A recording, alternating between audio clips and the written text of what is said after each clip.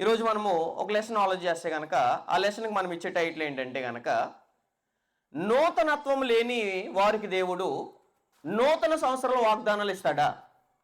నేను చెప్తున్న మరలా రిపీట్ చేస్తున్నాను. నూతనత్వం లేని వారికి నూతన సంవత్సర వాగ్దానాలు దేవుడు ఇస్తాడా అనే విషయాన్ని ఈరోజు మనము ఆలోచించేద్దాం. ఎందుకంటే సమాజంలో చాలామంది న్యూ ఇయర్ గురించి ఏం చేస్తారంటే వెయిట్ చేస్తారండి. ఎందు గురించి అంటే కనుక 52 వారాల్లో 51 వారం రాకపోయినా సరే 52వ వారం వస్తారు. ఎందు గురించి అంటే కనుక 31st నైట్ గురించి చాలామంది వెయిట్ చేస్తారు. ఎందు గురించి అంటే ఎంజాయ్ చేయడానికి, డీజే బాక్స్ పెట్టుకోవడానికి, డ్యాన్స్ చేయడానికి చాలామంది ఏం చేస్తారంటే ఆతృతగా ఆసక్తిగా ఉంటారు. మరొక సంవత్సరంలోకి మేము ఎంటర్ అవుతున్నాము, దేవుడు మాకు క్రొత్త సంవత్సరం ఇస్తున్నాడని, దేవుడు క్రొత్త సంవత్సరం ఎందుకు ఇచ్చాడు, నన్ను ఎందుకు వెతికించాడు అనే ఉద్దేశం వెతకకుండా దేవుడు నాకు క్రొత్త సంవత్సరం ఇచ్చాడని డ్యాన్స్ చేసేవారు సమాజంలో చాలామంది ఉంటారు. అయితే కనుక డిసెంబరు 31వ తారీఖు గురించి చాలామంది వెయిట్ చేసే దేని గురించి అంటే కనుక ఆ మరుసటి రోజు 31వ తారీఖున కేక్ కటింగ్ అయిన తర్వాత వీళ్ళ ఉద్దేశ ప్రకారంగా అయిన తర్వాత ఏం చేస్తారంటే వాగ్దానాలు ఇస్తారు. దాన్ని ఇంగ్లీష్లో ఏమంటారంటే ప్రామిస్ కార్డ్స్. అంటే ఈ ప్రామిస్ కార్డ్స్ ఎందుకు ఇస్తారంటే కనుక సంవత్సరం అంతా రాకపోయినా, ఏ రోజు ఆరాధనకు రాకపోయినా, దేవుడు అంటే ఎరగపోయినా సరే దేవుడు బైబిల్లో ఒక వాగ్దానం నాకు ఇస్తాడు, అది నాకు సంవత్సరం అంతా ఉపయోగపడుతుందని చాలామంది భ్రమపడే క్రైస్తవులు కూడా ఈనాడు చాలామంది సమాజంలో ఉన్నారు. అయితే దేవుడు సంవత్సరానికి సరిపడే వాగ్దానాలు ఇస్తాడా? అసలు వాగ్దానం ఇస్తే ఎవరికి ఇస్తాడు, ఎప్పుడు ఇస్తాడు, ఎందుకు ఇస్తాడు, ఏ ఉద్దేశంతో ఇస్తాడు అనే దాన్ని పరిశీలన చేయకుండా ఏదో ఒక పళ్ళు ముందుకు వస్తే కనుక దాంట్లో ఏదో కొంత చిల్లరేసి నచ్చింది దొరికింది, ఇది నచ్చలేదంటే దాంట్లో మళ్ళీ పడేసి మరలా ఒక కార్డుని వెతుక్కుని ఏం చేసుకోనంటే దేవుడు నాకు ఇచ్చిన వాగ్దానం అని స్టేటస్ పెట్టుకునే నామకార్థ క్రైస్తవులు సమాజంలో చాలామంది ఉన్నారు. అయితే అసలు ఈ నూతన సంవత్సర వాగ్దానంలో ఎంతవరకు వాక్యానుసారం? బైబిల్లో ఒక వాక్యాన్ని ఏరుకుని మనకు నచ్చినది, మనకు అనుగుణంగా ఉన్నది, మనకు ఆనందపరిచేది, మనల్ని మెస్మరైజ్ చేసేది, మనకి నచ్చింది గుచ్చుకున్నది కాకుండా నచ్చిన దాన్ని ఏరుకోవడం దేవుడు ఎంతవరకు అంగీకరిస్తాడు అనే దాన్ని ఈరోజు ఈ కార్యక్రమం ద్వారా మనం ఖచ్చితంగా నేర్చుకుందాం. అయితే వాగ్దానము అనే చాలామంది చెప్తున్నారు, ఇవి ఏ వాగ్దానాలు అంటే న్యూ ఇయర్ వాగ్దానాలు, న్యూ ఇయర్ ప్రామిస్ కార్డ్స్ అని చెప్తారు చాలామంది. నూతన సంవత్సర వాగ్దానాలు. అయితే ఈ నూతన సంవత్సర వాగ్దానాలు అనే వారికి ఒక విషయం తెలియాలి. ఏంటంటే అసలు వాగ్దానం అంటే అర్థం ఏంటి, వాగ్దానం అనగా డెఫినేషన్ ఏంటి? వాగ్దానం అంటే అర్థం తెలియని వాళ్ళు ఏదో చిల్లర దేవుడికి వేసి మేమేం చేస్తున్నామంటే ఒక వాక్యాన్ని కొనుక్కుంటున్నామని సమాజంలో చాలామంది చెప్తున్నారు. అసలు దీన్ని దేవుడు అంగీకరిస్తాడా అంగీకరించడా అనే దాన్ని ఆలోచన చేసే ముందు అసలు వాగ్దానం అంటే ఏంటో మనకు తెలియాలి. వాగ్దానం అంటే అర్థం ఏంటంటే దేవుడు ఒక వ్యక్తికి ఒక కాలంలో దేవుడు ఏం చేస్తాడంటే ప్రామిస్ చేస్తాడు. ప్రామిస్ అంటే అర్థం ఏంటంటే తెలుగులో వాగ్దానం అంటారు. ఈ ప్రామిస్ అనేది ఎప్పుడు చేస్తాడంటే భవిష్యత్తులో నీకు జరగబోయేదాన్ని ముందుగా ఒక భక్తునికి చెప్తూ ఏమంటాడంటే దేవుడు నీ గర్భంలోంచి ఇది జరుగుతుంది, లేదా నీ సంతానం నుంచి ఇది జరుగుతుందని భవిష్యత్తులో జరగబోయే కార్యక్రమాన్ని దేవుడు మనుషులకు చెప్పేది దాన్ని ఏమంటారంటే వాగ్దానము అని చెప్తారు. మనకి క్రొత్తలో కనపడుతుంది. చూద్దాం ఒకసారి. గలతీయులకు రాసిన పత్రిక 3వ అధ్యాయం. గలతీయులకు రాసిన పత్రిక 3వ అధ్యాయము 16వ వచనం చదువుదాం. గలతీయులకు రాసిన పత్రిక 3వ అధ్యాయము 16వ వచనం చదువుదాం. అబ్రహామునకును అతని సంతానమునకును వాగ్దానములు చేయబడింది. ఆయన అనేకుల గురించి అన్నట్టు నీ సంతానములకును అని చెప్పక ఒకని గురించి అన్నట్టే నీ సంతానమునకును అనెను. ఆ సంతానం ఎవరంట? క్రీస్తు అని చెప్పేశాడు. అసలు క్రీస్తు ఏ కాలం వాడు, అబ్రహాం ఏ కాలం వాడు అంటే కనుక అబ్రహాం గారు ఏ కాలం వారు, క్రీస్తు వారు ఏ కాలం వారు అంటే కనుక యేసు వారికి అబ్రహాంకి చాలా టైం గ్యాప్ ఉంది. అయితే అసలు యేసుక్రీస్తు అబ్రహాము వంశంలోంచి రావాలంటే దేవుడు ఏం చేశాడంటే అబ్రహాము బ్రతుకున్న కాలంలో ప్రామిస్ చేశాడు, వాగ్దానం చేశాడు. ఆ వాగ్దానం గురించి క్రొత్త నిబంధనలో నెరవేరు ప్రాసెస్ కనుక ఇది అసలు ఎక్కడ దేవుడు ఏ కాలంలో ఎప్పుడు చెప్పాడు, ఎవరితో చెప్పాడు, అక్కడ చెప్తున్న వ్యక్తి ఎవరనేది ఖచ్చితంగా ఆలోచించకుండా దొరికింది ఏరుకునేదాన్ని, అది కూడా ఎలాంటి వాగ్దానాలు వేస్తారో వీళ్ళకి నచ్చింది, వీళ్ళకి అనుకూలమైన దాన్ని ఏరుకునేస్తారు. కానీ నేను ఈరోజు కొన్ని వాగ్దానాలు చూపిస్తాను, కొన్ని వచనాలు చూపిస్తాను. ఇవి ఎందుకు రావో కూడా ఒకసారి సమాజంలో ఎవరైతే ప్రామిస్ కార్డ్స్ తీసుకున్నారో వీళ్ళు ఖచ్చితంగా మీరు ఎక్కడికి వెళ్ళి అయితే తీసుకున్నారో వాళ్ళందరినీ ప్రశ్నించవలసిన విషయం అండి ఇది. చదువు ఒకసారి ఈ వచనం ఎక్కడ ఉంటుందంటే ఆదికాండము 22వ అధ్యాయం. ఆదికాండము 22వ అధ్యాయము 17వ వచనం చదువుదాం. ఆదికాండము 22వ అధ్యాయము 17వ వచనంలో దేవుడు ఒక సమాచారం తెలియజేశాడు. నేను నిన్ను ఆశీర్వదించి ఆకాశ నక్షత్రం వలన సముద్ర తీరమందుల ఇసుక వలన నీ సంతానమును నిశ్చయముగా విస్తరింపజేసేదను. నీ సంతానం వారు తమ శత్రువులు గవిని ఏం చేసుకోరంట స్వాధీనపరుచుకుందరు. మరియు నీవు నా మాట వినినందున భూలోకంలోని జనములనియు నీ సంతానం వల్ల ఏం చేస్తాయంట ఆశీర్వదించబడునని నా తోడు ప్రమాణం చేసి ఉన్నానని యెహోవా సెలవిచ్చెను. ప్రమాణాన్ని ఏమంటారంటే వాగ్దానం అని చెప్తారు. కాబట్టి దేవుడు ఏం చేస్తాడంటే కనుక అబ్రహాము భక్తుడితో ఏం తెలియజేస్తాడంటే కనుక నీ సంతానం ఒక ఆయన వస్తాడు. ఆయన ఎవరంటే ఇస్సాకు. అయితే ఇస్సాకుకి కుమారుడు పుడతాడు. ఆయన ఎవరంటే యాకోబు. అయితే ఆ యాకోబు నుంచి ఎన్ని గోత్రాలు వస్తారంటే 12 గోత్రాలు వస్తారు. ఆ 12 గోత్రాల వారి నుంచి 10 గోత్రాలు ఇశ్రాయేల్ అయితే 2 గోత్రాలు యోధా వారు. అయితే ఈ యోధా గోత్రం నుంచి వస్తాడు ఎవరంటే యోధా గోత్రం సింహం. ఆయన ఎవరంటే ప్రభు అయిన యేసు క్రీస్తు వారు. అంటే అబ్రహాముకు చెప్పిన కాలం ఆది కాండంలో ఉన్న కాలం అయితే కనుక అది నెరవేరిన కాలం ఎప్పుడంటే కనుక యేసుక్రీస్తు వారు భూలోకానికి వచ్చి ఆయన ప్రాణం పెట్టి ఆయన పుడితేనే కానీ సంతానము అనే వాగ్దానం నెరవేర్చబడడానికి అవకాశం లేదు. అసలు ఇక్కడ వాగ్దానం అంటే అర్థం ఏమవుతుంది మనకి? వాగ్దానం అంటే దేవుడు ప్రమాణం చేస్తున్నాడు. దేవుడు ఏం చేస్తున్నాడు? ప్రమాణం చేస్తున్నాడు, ప్రామిస్ చేస్తున్నాడు. ఏమనంటే కనుక ఓ అబ్రహామా నీ సంతానాన్ని నేను ఏం చేస్తాను ఆశీర్వదిస్తాను. అంటే వాగ్దానం అంటే ప్రమాణము. దేవుడు నీకు చెప్తున్నది భవిష్యత్తులో జరుగుతున్నదా అనే దాన్నే ఏమంటారంటే కనుక వాగ్దానము అంటారు. అయితే వాగ్దానం ఎవరికైనా తీసుకున్నప్పుడు ఎవరైనా ఒక పళ్ళెంపేట వచ్చినప్పుడు కానుకలు ఒక డబ్బులు చిల్లర వేసి ఒక కార్డు ఏరుకున్నారంటే కనుక ఆ వాక్యం ఎక్కడిది?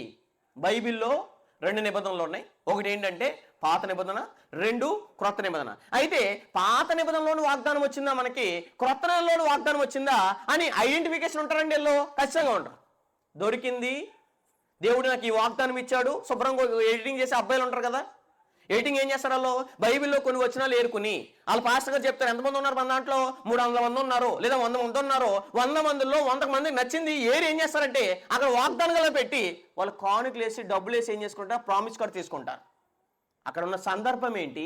అసలు వాగ్దానం అనేది దేవుడు నీకు ఇచ్చాడంటే కనుక ఆ ప్రశ్న వేయాలంటే అనే ప్రశ్న యెహోషువ గ్రంథంలోంచి నీకు వస్తే ఆ గ్రంథం ఎవరి గురించి రాయబడ్డది? ఆది కాండం నుంచి వస్తే ఆ సందర్భం ఎవరిది అంటే మనం ఒక 5-6 ప్రశ్నలు ఖచ్చితంగా వేసుకోవాలండి. ఏమనంటే కనుక మొదటి ప్రశ్న ఏంటంటే వాగ్దానము ఎవరు చేశారు అని అంటే కనుక వాగ్దానాలు ఎవరు చేస్తారండి? ఎవరు చేస్తారో తండ్రి అయిన దేవుడు చేస్తాడు. మరి ఎక్కడ ఎవరు చేస్తారో? మత శాఖల్లో. ఎక్కడ ఎవరు చేస్తారంటే కనుక వీళ్ళ పాస్టర్ గారు చేస్తారు. ఏమని చేస్తారంటే కనుక ఇదిగో అమ్మ ఈ వచనాలు మాత్రమే ప్రింట్ వేయండి, ఈ వచనాలు మాత్రమే మీరు ముద్రించండి. ఎందుకంటే కనుక అయితే నచ్చని వచనాలు, దేవుడు శిక్షించే వచనాలు, దేవుడు ఖండించే వచనాలు, దేవుడు గద్దించే వచనాలు మీరు ప్రింట్ వేయకండి అంటారు. ఎందుకంటే ఇక్కడ వాగ్దానం ఇచ్చేది ఎవరంటే మత్స్యాక పాస్టర్ గారు. కానీ ఇక్కడ ఎవరు కాదంటే దేవుడు కాదండి. ఎందుకంటే దేవుడు వాగ్దానం ఇస్తే కనుక భక్తుడు ఎవరో చెప్తాడు, కాలం ఏంటో చెప్తాడు, ఎవరి ద్వారా జరుగుతుందో చెప్తాడు, ఎప్పుడో చెప్తాడు, ఏ కాలంలో నీకు ఆ వాగ్దానం ఇచ్చాడో కూడా చెప్పేస్తాడు. మరి వీళ్ళు ఏం చేస్తారంటే 52 వారాలు రాకపోయినా 51వ వారం వచ్చిన తర్వాత 52వ వారం అటెండెన్స్ అయితే ఆయనకి ఇచ్చేస్తారు. ఏంటంటే వాగ్దానము వాళ్ళు కూడా తీసుకుంటారు. ఎందుకు ఉంచి వాళ్ళు బల్క్గా కొంటారు వాగ్దానాలు. తెలుసా మీకు? బల్క్గా అంటే మనం బట్టలు కొన్నా వస్తువులు కొన్నా టోటల్గా ఎక్కువ కొన్నాం అనుకోండి, మనకు అమ్మేది ఎంత 10 రూపాయలకి అయితే వాళ్ళకి వచ్చేది ఎంత 2 రూపాయలకి 3 రూపాయలు పడుతుంది వాళ్ళకి. అయితే ఒక్కో వ్యక్తి 10 రూపాయలు వేసి తీసుకుంటే కనుక ఎంత లాభం అండి? అంటే వాగ్దానాల పేరట ఏం జరుగుతుందంటే వ్యాపారం జరుగుతుంది. కానీ వాగ్దానాల పేరట ఏ వ్యక్తికి ఉపయోగమే లేదు. ఎందుకంటే అసలు వాగ్దానం ఇచ్చాడంటే మనం కొన్ని ప్రశ్నలు వేయాలి. ఎవరిస్తున్నారు నాకు వాగ్దానము? అసలు బైబిల్ ఎవరిస్తున్నారు వాగ్దానం అంటే చూద్దాం ఒకసారి. అసలు వాగ్దానం ఎవరిస్తారంటే హెబ్రీ పత్రిక 6వ అధ్యాయం. హెబ్రీ పత్రిక 6వ అధ్యాయము 13వ వచనం నుంచి చదువుదాం. హెబ్రీ పత్రిక 6వ అధ్యాయము 13వ వచనం నుంచి చదువుదాం. 6వ అధ్యాయము 13వ వచనం. దేవుడు ఒక సమాచారం తెలియజేస్తున్నాడు ఇక్కడ. దేవుడు అబ్రహామునకు ఏం చేశాడు? వాగ్దానము చేసినప్పుడు. కాబట్టి ఇక్కడ వాగ్దానాలు చేసేది ఎవరు? దేవుడా? ఒక పాస్టర్ గారు అంటే పాస్టర్ గారు కాదు. వాగ్దానాలు చేసేది ఎవరంటే దేవుడు. మరి నువ్వు బైబిల్లో 66 పుస్తకాల్లో 66 పుస్తకాలు కలిపి ఉన్న బైబిల్ నమ్మకుండా ఏం చేస్తున్నావు? 66 పుస్తకాల్లో కొన్ని వచనాలు ఏరుకుని కొన్ని ప్రింట్ చేసి కొన్ని ముద్రించి ఏం చేస్తున్నావు అంటే ప్రజల్ని మోసం చేసి ఏం చేస్తారంటే వాగ్దానాలను చెప్పి వ్యాపారం చేస్తున్న వాళ్ళు చాలామంది ఉన్నారు. దీంట్లో నిజమెంత వాస్తవం ఎంత అనేది బైబిల్ ఎరిగితే ఖచ్చితంగా మనం ఎరగలమండి. అందుకోసం దేవుడు ఏమన్నాడు చూడండి అక్కడ 6వ అధ్యాయంలో, దేవుడు అబ్రహామునకు ఏం చేశాడంట, వాగ్దానం చేసినప్పుడు. ఎప్పుడు చేశాడు? అబ్రహాముకున్న కాలంలో దేవుడు ఏం చేశాడంటే డైరెక్ట్ అబ్రహాముతో వాగ్దానం చేశాడు. అంటే వాగ్దానాలు చేసేది మానవులు కాదు, వాగ్దానం చేసేది ఏ పాస్టర్ గారు కాదు, ఏ సువార్థికుడు కాదు, ఏ సంఘ పెద్ద కాదు. వాగ్దానం చేసేది ఎవరంటే కనుక వాగ్దానం చేసే దేవుడు అండి.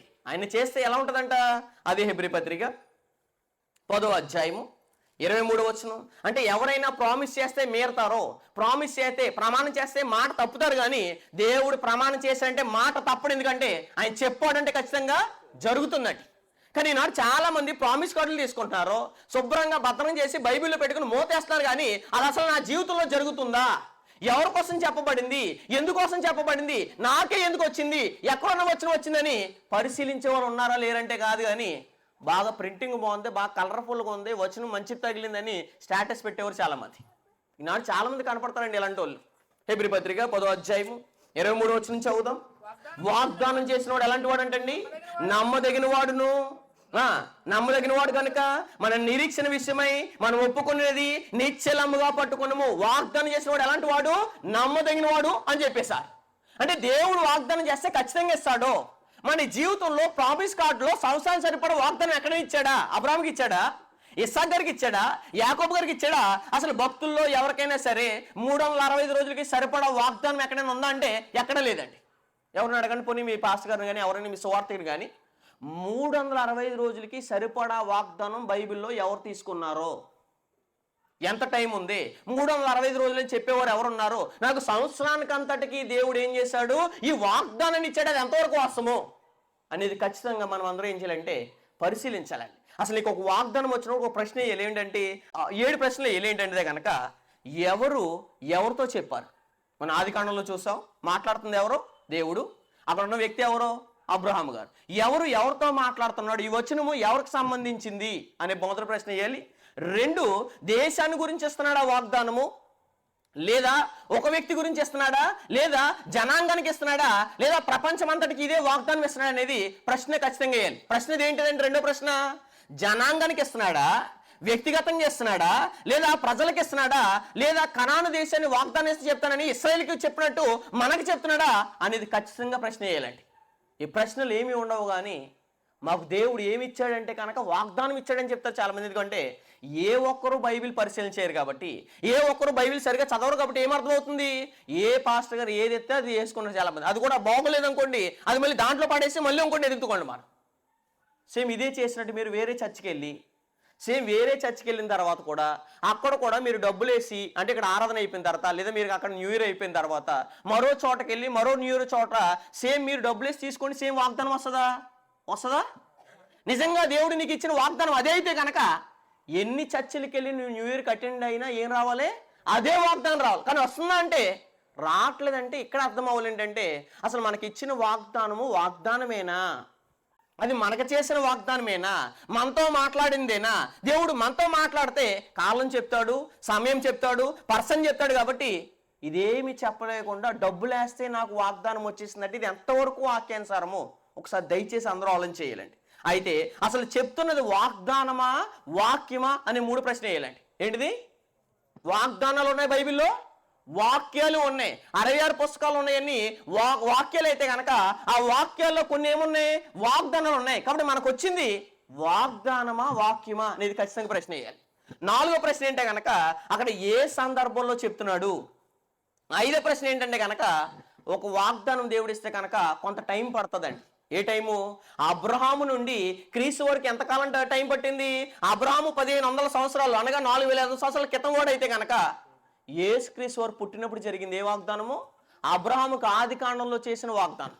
కాబట్టి ఈ ప్రశ్నలు మనం ఖచ్చితంగా ఏం చేయాలంటే వెయ్యాలండి. కానీ ఈనాడు చాలా మంది క్రైస్తవులు మనకి వర్తించిన వాక్యాలు కూడా, మనకు వర్తించిన మాటలు కూడా మనకి అనుకుని ఏమైపోతున్నారంటే పొరబడుతున్నారండి. చాలా మంది పొరబడుతున్నారు. ఎలా పొరబడుతున్నారంటే, మీకు పాత నిబంధనలో ఒక వచనం ఉంది. ఏంటంటే, దేవుడు ఇదిగో కన్యక గర్భవతి అయి ఒక కుమారుని కని ఆయనకి ఏమని పేరు పెడతాది? యేసు అను పేరు పెట్టును అని చెప్పేసి. ఎవరికి? ఇది ఎవరికి వచ్చిన వాగ్దానము? యేసుప్రభువుకి వచ్చిన వాగ్దానం. ఇది ఎవరికైనా పురుషుడికి వచ్చింది అనుకోండి, ఇదిగో కన్యక గర్భవతి అయి ఒక కుమారుని కనును అంటే గనక, ఇదిగో నాన్నగారు నాకు వచ్చిన వాగ్దానం ఏంటి, ఇదిగో నేను కన్యక అవుతానంట, ఇదిగో నేను గర్భం దాస్తానంటే నాన్నగారు ఏమంటారు? రెండు బీగుతారు. ఎందుకోసం? అది ఎవరి గురించి చెప్పబడిందంటే నీ గురించి కాదు. ఎవరి గురించి చెప్పబడింది?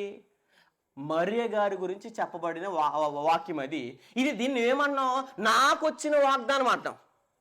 నిజంగానే ఒక పురుషుడికండి నేను ఒక వచనం చూపిస్తాను, చూద్దాం ఒకసారి. యెషయా గ్రంథం 7వ అధ్యాయము, యెషయా గ్రంథము 7వ అధ్యాయము 14వ వచనం చదువుదాం. యెషయా గ్రంథము 7వ అధ్యాయము 14వ వచనం. ఇది కూడా బైబిల్ వాక్యమే కదా. ఇది ఏరేంటి మరి? ఇది ఏరేంటంటే ఇది మరి ఏరిది కదా, మనకెందుకు వేస్తారు వీళ్ళు? చదువుదాం ఒకసారి. యెషయా గ్రంథం 7వ అధ్యాయం 14వ వచనం. కాబట్టి ప్రభు తానే ఒక సూచన మీకు చూపును, ఆలకించుడి. కన్యక గర్భవతి అయి, ఇది ఎవరికైనా ఏ పురుషుడికైనా ఒక 10 రూపాయలు వేసిన వెంటనే లేదా 100 రూపాయలు వేసిన వెంటనే తీగాని వాక్యం వస్తుంటే పురుషుడికి వచ్చింది అనుకోండి, పరిస్థితి ఏంటండి? అంటే పురుషుడు ఎప్పుడైనా కన్యక అవుతాడా? అవడు. కన్యక అంటే వర్జిన్ అంటారు. కన్యక అవుతాడా? అవడు.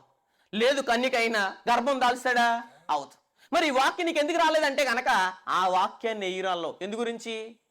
నీవు ధన్యుడువు, నీకు మేలు కలిగిన వేస్తారు, నేను కాపాడుతాడని వేస్తాడు, నీకు ఏ కీడు కలగదని వేస్తారు, నీకు ఏ తెగులు రాదని వేస్తారు. ఎందు గురించి అంటే కనుక ఇలాంటి వాగ్దానం వేస్తే కనుక అది ఎంతవరకు వాక్యానుసారమో ఒకసారి ఖచ్చితంగా మనం అందరం ఆలోచించాలి. ఇది గురించి అంటే చాలా మంది ఈనాడు సందర్భం ఆలోచించకుండా, ఎవరితో చెప్తున్నాడో ఆలోచించకుండా, ఎవరి గురించి చెప్తున్నాడో ఆలోచించకుండా బైబిల్లో ఉన్న వాక్యాలంతా మనకే అనుకుని, బైబిల్లో ఉన్న వాక్యాలు లేవో వాగ్దానాలు లేవో క్లారిటీ లేని సమాజం కూడా ఈనాడు ఉందని చాలా మందికి. బైబిల్లో చెప్పే వాగ్దానాలు ఉన్నవి, వాక్యాలు ఉన్నవి. ఏవి వాక్యాలో ఏవి వాగ్దానాలో ఖచ్చితంగా మనం అందరం ఏం చేయాలంటే పరిశీలించాలండి. అయితే ఈనాడు చాలా మంది వాగ్దానాలు ఏమనుకున్నారంటే వాక్యాలను వాగ్దానాలు అనుకుంటున్నారండి. అయితే కనుక వీళ్ళు కొంత డబ్బులు ఇచ్చి ఏం చేసుకుంటారో కొనుక్కుంటారండి. ఎంత డబ్బులు ఇచ్చి కొంత డబ్బులు వేసేసి దాంట్లో కొనుక్కుంటారు. కొనుక్కుని ఏం చేస్తారు? అసలు నిజంగా వాక్యాన్ని కొనుక్కునే గొప్ప అంత ధనవంతులు ప్రపంచంలో ఎవరైనా ఉన్నారా? వాక్యాన్ని ఎవరైనా కొనగలరండి? కానీ వీళ్ళు ఏం చేసుకుంటారంటే, నువ్వు బైబిల్ని నమ్ము, తప్పులేదు, ఒకళ్ళు చదువుతారు, ఒకళ్ళు మేలు కలుగుతుంది, ఆ బైబిల్ నేర్చుకున్న సందర్భాలను నేర్చుకుని ఏం చేస్తారో వాళ్ళు కూడా ఎదగడానికి, వాళ్ళు కూడా దేవుళ్ళలోకి రావడానికి అవకాశం వస్తుంది. కానీ 66 పుస్తకాల్లో ఉన్న వచనాలు ఒక్కొక్కటి అమ్మితే ఎంత వస్తుందని డబ్బులు ఆలోచించండి దయచేసి. ఆదికాండం 1వ అధ్యాయం మొదలుకొని, 1వ అధ్యాయం 1వ వచనం నుంచి మొదలుకొని ప్రకటన గ్రంథము 22వ అధ్యాయం చివరి వచనం వరకు ఒక్కో వచనాన్ని ఒక్కో కార్డు మీద వేస్తే ఎన్ని డబ్బులు వచ్చేస్తాయండి? చాలా డబ్బులు వచ్చేస్తాయి. ప్రపంచం అంతా ఇలాగే డబ్బులు సంపాదిస్తుంది. అంతే తప్పించి ఆ వాక్యం మనకు కాదు కదా, ఆ సందర్భం మనకు కాదు కదా అనేది ఖచ్చితంగా ఏం చేయట్లేదంటే చాలా మంది ఆలోచించట్లేదండి. అయితే ఈనాడు వచ్చే వాగ్దానాలు ఎలాంటివి అంటే కనుక కొన్ని చూద్దామండి. ఏ అపాయము నీకేం చేయదంట కలగదు. ఎవరికి వస్తుంది తెలిసేది? ఎవరికి వస్తుంది? చూడండి ఒకసారి చదువుదాం. కీర్తనల గ్రంథము చదువుదాం ఒకసారి. 91వ అధ్యాయము 10వ వచనం. కీర్తనల గ్రంథము 91వ అధ్యాయము 10వ వచనం చదువుదాం. కీర్తనల గ్రంథము 91వ అధ్యాయము 10వ వచనంలో దేవుడు ఒక సమాచారం తెలియజేశాడు. ఏంటిది అది? చదివేద్దాం. నీకు అపాయమేమియు రాదు, ఏ తెగులును నీ గుడారమును ఏం చేయదంట, సమీపించదు అని చెప్పేశాడు. ఏంటంట? ఏ తెగులు నీకు రాదు అని చెప్పేశాడు. తెగులు అంటే ఏ రోగమో రాదు.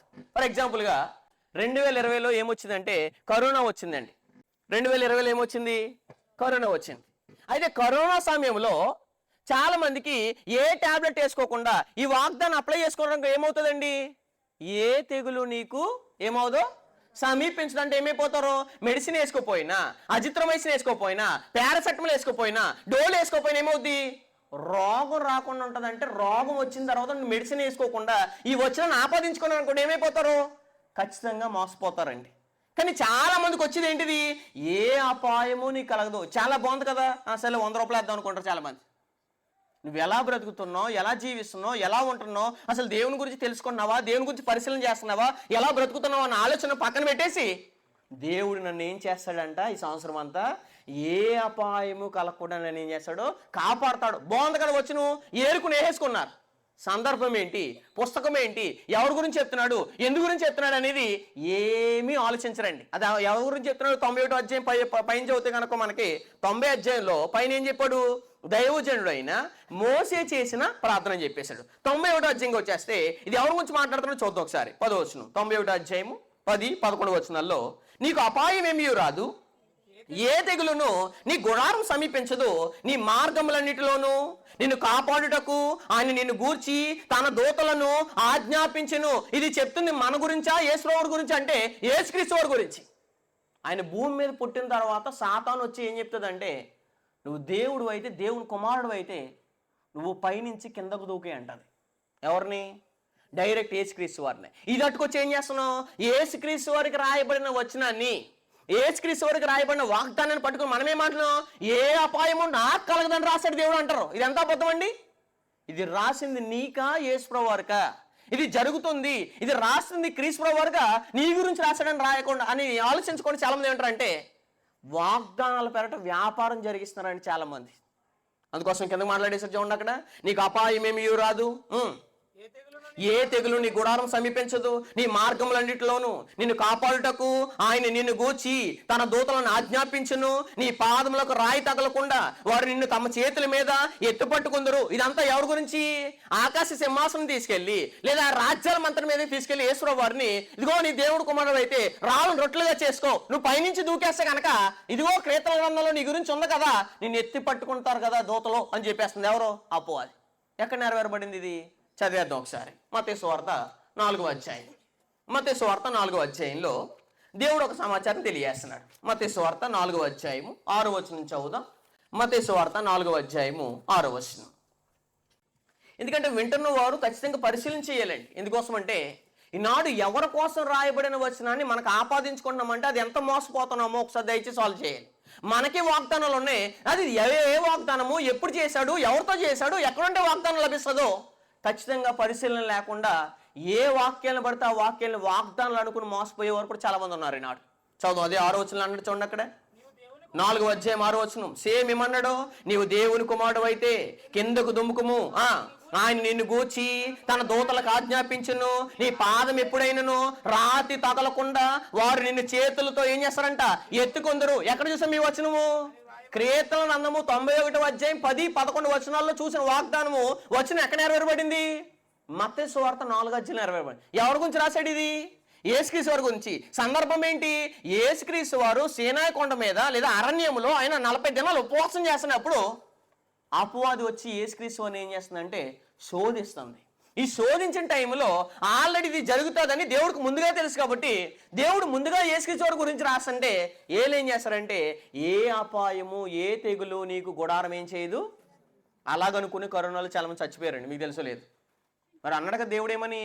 ఏ తెగులు నీ గుడారము అంటే మరి చాలా మంది కరోనాలో లేచిపోయారు. అది ధనికులు లేదు, పేదవాడం లేదు, మధ్యతరగతి వాడడం లేదు, అసలు చిన్న లేదు, పెద్ద లేదు, జాతం లేదు, భేదమే లేదు, కులం లేదు, మతం లేదు, డబ్బు ఉన్నవాడు లేదు, అంతస్తుడం లేదు, తక్కువ ఉన్నవాడు లేదు. ప్రపంచంలో ప్రతి ఒక్కరిని ఊపేసింది ఏంటిది? కరోనా. మరి ఇక్కడ అంటున్నాడు కదా దేవుడు, ఏ అపాయము, ఏ తెగులు నీకేం చేస్తానన్నాడో సమీపించదంటే ఇది చెప్తుంది ఎవరి గురించి? మన గురించా, యేసుక్రీస్తు వారి గురించా అనే పరిశీలన మనం అందరం ఖచ్చితంగా ఏం చేయాలి? చెయ్యాలండి. అందుకోసమే దేవుడు ఇప్పుడున్న వాళ్ళందరూ చెప్పరండి, ఏం చెప్తారు? పైన వాక్యాలను ఏరుకుని పైన వాక్యాల్ని ప్రజలకు ఇస్తూ డబ్బులు సంపాదిస్తే ఏం చెప్తారంటే కనుక ఇది దేవుడు మీకు నూతన సంవత్సరంలో చేస్తున్న వాగ్దానం అంటాడు. మీరేమో నిజమే కదా, 52 వారాలు రాకపోయినా నేను ఎలా పడతాలో బ్రతికినా, ఎలా పడతాలో జీవించినా దేవుడు నాకు మాటికి 52వ వారంలో నూతన సంవత్సరంలో 1వ తారీఖున దేవుడు నిజంగా నాకు వాగ్దానం ఇచ్చేసి ఆశ్చర్యపోతారు. గతంలో మనం ఎలా బ్రతికామో, ఎలా జీవించామో అంతా పక్కన పెడేస్తారు. ఎందు గురించి అంటే ఇది డబ్బులతో కొనుక్కున్న వ్యాపారాలండి, డబ్బులతో కొనుక్కున్న వాక్యాలండి. అసలు దేవుని వాక్యం డబ్బులతో కొనుక్కొచ్చాం మనం అని అంటే ఇలా కొనుక్కున్నారు చాలామంది. అయితే మరొకరికి ఇంకో వాగ్దానం వచ్చింది ఏమనంటే, ఇప్పుడు చాలామంది దగ్గర ఉంటే తీసుకురండి కలిసి నేను డైరెక్ట్ ఓపెన్గా మాట్లాడుతాను ఆ విషయాలు. ఎందు గురించి అంటే చాలామంది ఏం మాట్లాడతారంటే ఇంకొక ఆయనకు వచ్చిందంటే వాగ్దానం, ఎవరో సుబ్బలక్ష్మి గారికో అమ్మమ్మ గారికో వచ్చింది. ఏమని వచ్చింది? ఏ ఒక్కరోజు ఆరాధనకు రాకుండా, ఏ ఒక్కరోజు బైబిల్ తరగతి రాకుండా, అసలు దేవుని సన్నిధిలో కానీ, దేవుని మందిరంలో కానీ, అసలు చర్చ్ బిల్డింగ్లో కానీ కాలు పెట్టని వ్యక్తికి ఒక వాగ్దానం వచ్చిందండి. ఏంటో తెలుసా వాగ్దానం? చూసేద్దాం మనం. చదువుదాం ఒకసారి. ఏంటంటే నీవు ధన్యుడువు, నీకు ఏమని అంటే ఏ ఒక్కరోజు ఆరాధనకు రానందుకు నీకు దేవుడు ఏమిచ్చాడంట? నీవు ధన్యుడువు, నీకు మేలు కలుగును. ఏం చేసావని ధన్యుడువు? 52 వారాలు రానందుకు ధన్యుడువా? దేవుని ఎరగనందుకు ధన్యుడువా? దేవుని తెలుసుకోలేనందుకు ధన్యుడువా? అసలు నువ్వు దేవుని గురించి పరిశీలన చేయకుండా, దేవుని గురించి వెతకకుండా, దేవుని గురించి కనుగొనకుండా, ఇవేమీ తెలియనందుకు నువ్వు ధన్యుడువా అనే ప్రశ్న ఎవరైనా వేసుకున్నారండి? అసలే నేను ఏ ఒక్కరోజు దేవుణ్ణి ఎరగలేదు కదా, అసలు బైబిలే చదవట్లేదు కదా, బైబిల్లో ఉన్న మాటలు నాకు తెలియదు కదా, 66 పుస్తకాల్లో ఎన్ని పుస్తకాలు ఇప్పుడు నాకు తెలియదు, కానీ దేవుడేమో నన్ను ధన్యుడని ఎలాగంటాడో, నాకు మేలు ఎలా కలుగుతుంది అంటున్నారని ప్రశ్న వేసుకునేవారు లేరని సమాజంలో. ఏ ఒక్కరోజు ఆరాధనకు రాని వ్యక్తికి, ఏ ఒక్కరోజు బైబిల్ తరగతి రాని వ్యక్తికి, దేవుణ్ణి ఎరగని వ్యక్తికి, దేవుణ్ణి వెతకలేని వ్యక్తికి వాగ్దానం రావాల్సిన నీవు ధన్యుడువు, నీకు మేలు కలిగిన రాకూడదు. ఏం రావాలో తెలుసా? చూపిస్తాను చూడండి. అసలు మీకు న్యాయం ఏదో చూడండి ఒకసారి. నహూము గ్రంథం మొదటి అధ్యాయం. నహూము గ్రంథము మొదటి అధ్యాయము 14 వచనం. ఎన్నిసార్లు పాస్టర్ గారు చెప్పినా, ఎన్నిసార్లు సేవకుడు చెప్పినా, ఎన్నిసార్లు మన సంఘ కాపరి చెప్పినా, మనం ఏ రోజు చర్చికి వెళ్ళలేనందుకు, లేదా ఏ రోజు చర్చ్ బిల్డింగ్కి వెళ్ళలేనందుకు దేవుడు నీవు ధన్యుడు, నీకు మేలు కలిగిన ఇస్తాడండి. నిజంగా ఖచ్చితంగా ఇవ్వడండి. ఏమిస్తాడో చూద్దాం ఒకసారి. నహూము గ్రంథము అసలు యాక్చువల్గా ఇవ్వాల్సిన వచనం ఏంటంటే కనుక నహూము గ్రంథము మొదటి అధ్యాయం 14 వచనం చదువుదాం. నహూము గ్రంథము మొదటి అధ్యాయము 14 వచనం చదువుదాం, చదివేద్దాం. లాస్ట్ లైన్లో ఒక మాట చెప్తున్నాడు అక్కడ. నహూము గ్రంథము 14వ అధ్యాయంలో ఎండింగ్ లైన్లో దేవుడు ఒక మాట చెప్తున్నాడు చూడండి. నీవు పనికి మాలిన వాడవు. ఏ రోజు సేవకుడు నువ్వు మొత్తుకున్నా, సేవకుడు ఎన్నోసార్లు చెప్తున్నా ఆరాధన కరా, నీ బతుకు మారుతుంది, నీ జీవితం మారుతుంది, దేవుని గురించి తెలుసుకో, దేవుని గురించి పరిశీలన చెయ్యి, దేవుని ఎరుగు, దేవుళ్ళను మారు, క్రీస్తులో తయారవ్వు అని చెప్తున్నా ఎన్నిసార్లు చెప్తున్నా రాలేనందుకు నీవు ధన్యుడు, నీకు మేలు కలని వస్తుందండి? అది రాదండి. ఏమని వస్తుంది? నీవు పనికి మాలిన వాడు. ఎన్నిసార్లు చెప్పినా రావట్లేదు కదా, నువ్వేమనాలి? వాగ్దానంలో తీసి వెంటనే రావాలి. ఏమనంటే నీవు పనికి మాలిన వాడవు. ఇది కూడా ఎక్కడ ఉంది? నా నోట్లోంచి రావట్లేదండి. ఎక్కడుంది ఈ వాక్యము? బైబిల్లో ఉంది. నహూము గ్రంథం మొదటి అధ్యాయం 14వ వచనం. ఈ వాక్యం నీకు రాయిరే, ఇది రాస్తే నువ్వు మరలా డబ్బులు వేయవు కదా, దాంట్లో మరలా తీసుకోవు కదా, మరలా ప్రామిస్ కార్డులు వెంబడి నువ్వు వెళ్ళవు కదా, వెళ్ళవు. కాబట్టి నచ్చిని ఏరుకుని నచ్చినట్టు ఏదైతే దొరికిందో, ఏదైతే మేలుకరంగా ఉందో, ఏదైతే ఇబ్బందికరంగా లేదో ఆ వాక్యాలను మాత్రమే దాంట్లో వేసి వాగ్దానాలు అమ్మేసేవారు చాలా మంది సమాజంలో ఉన్నారు. ఇలా ఎందుకు ఉన్నారంటే కనుక చాలా మంది ఎరగట్లేదండి ఈ విషయాన్ని. కాబట్టి వాగ్దానాల పేరట జరిగేది ఏంటంటే వ్యాపారమే తప్పించి వాక్యం కాదండి. కాబట్టి మనం ఖచ్చితంగా ఎరగాలి. చదువుదాం ఒకసారి. నహూము గ్రంథము మొదటి అధ్యాయం 14వ వచనం చదువుదాం. నహూము గ్రంథము మొదటి అధ్యాయము 14వ వచనంలో దేవుడు ఒక సమాచారం తెలియజేశాడు. నీవు పనికి మాలిన వాడవు గనుక నేను నీకు ఏం చేస్తానంట? సమాధి సిద్ధపరుస్తానని చెప్తున్నాడు. ఏం చెప్తున్నాడు? సమాధి అని చెప్పేశాడు. అంటే సమాధి అన్నప్పుడు ఏ వ్యక్తికి రాలేనప్పుడు సమాధి అన్నప్పుడు నిజంగా నీవు ధన్యుడు, నీకు మేలు కలిగిన ఎలా చెప్తారండి? అసలు ఎలా మాట్లాడతానండి? సమాజానికి ఎలా బోధలు చేస్తారండి చాలా మంది? అసలు దేవుని ఉద్దేశం ఎరిగిన వాళ్ళతే వాక్యం ఎరిగితే కనుక నువ్వు ఏ ఒక్కరోజు దేవుని ఎరగలేందుకు, దేవుని మాటలకు లోబడలేందుకు, ఇష్టానుసారంగా బతుకుతాను, నీకు రావాల్సిన వాగ్దానం ఇదైతే కనుక చాలా మంది చెప్పేది ఏంటంటే నువ్వు ధన్యుడువు, నీకు ఏం కలుగుతుందంట? మేలు కలుగుతుంది. అది ఎంతవరకు వాక్యానుసారము అని ఆలోచించకుండా వాక్యంలో లేని దాన్ని కూడా వాగ్దానం అని భ్రమపడేవారు చాలా మంది సమాజంలో ఉన్నారండి.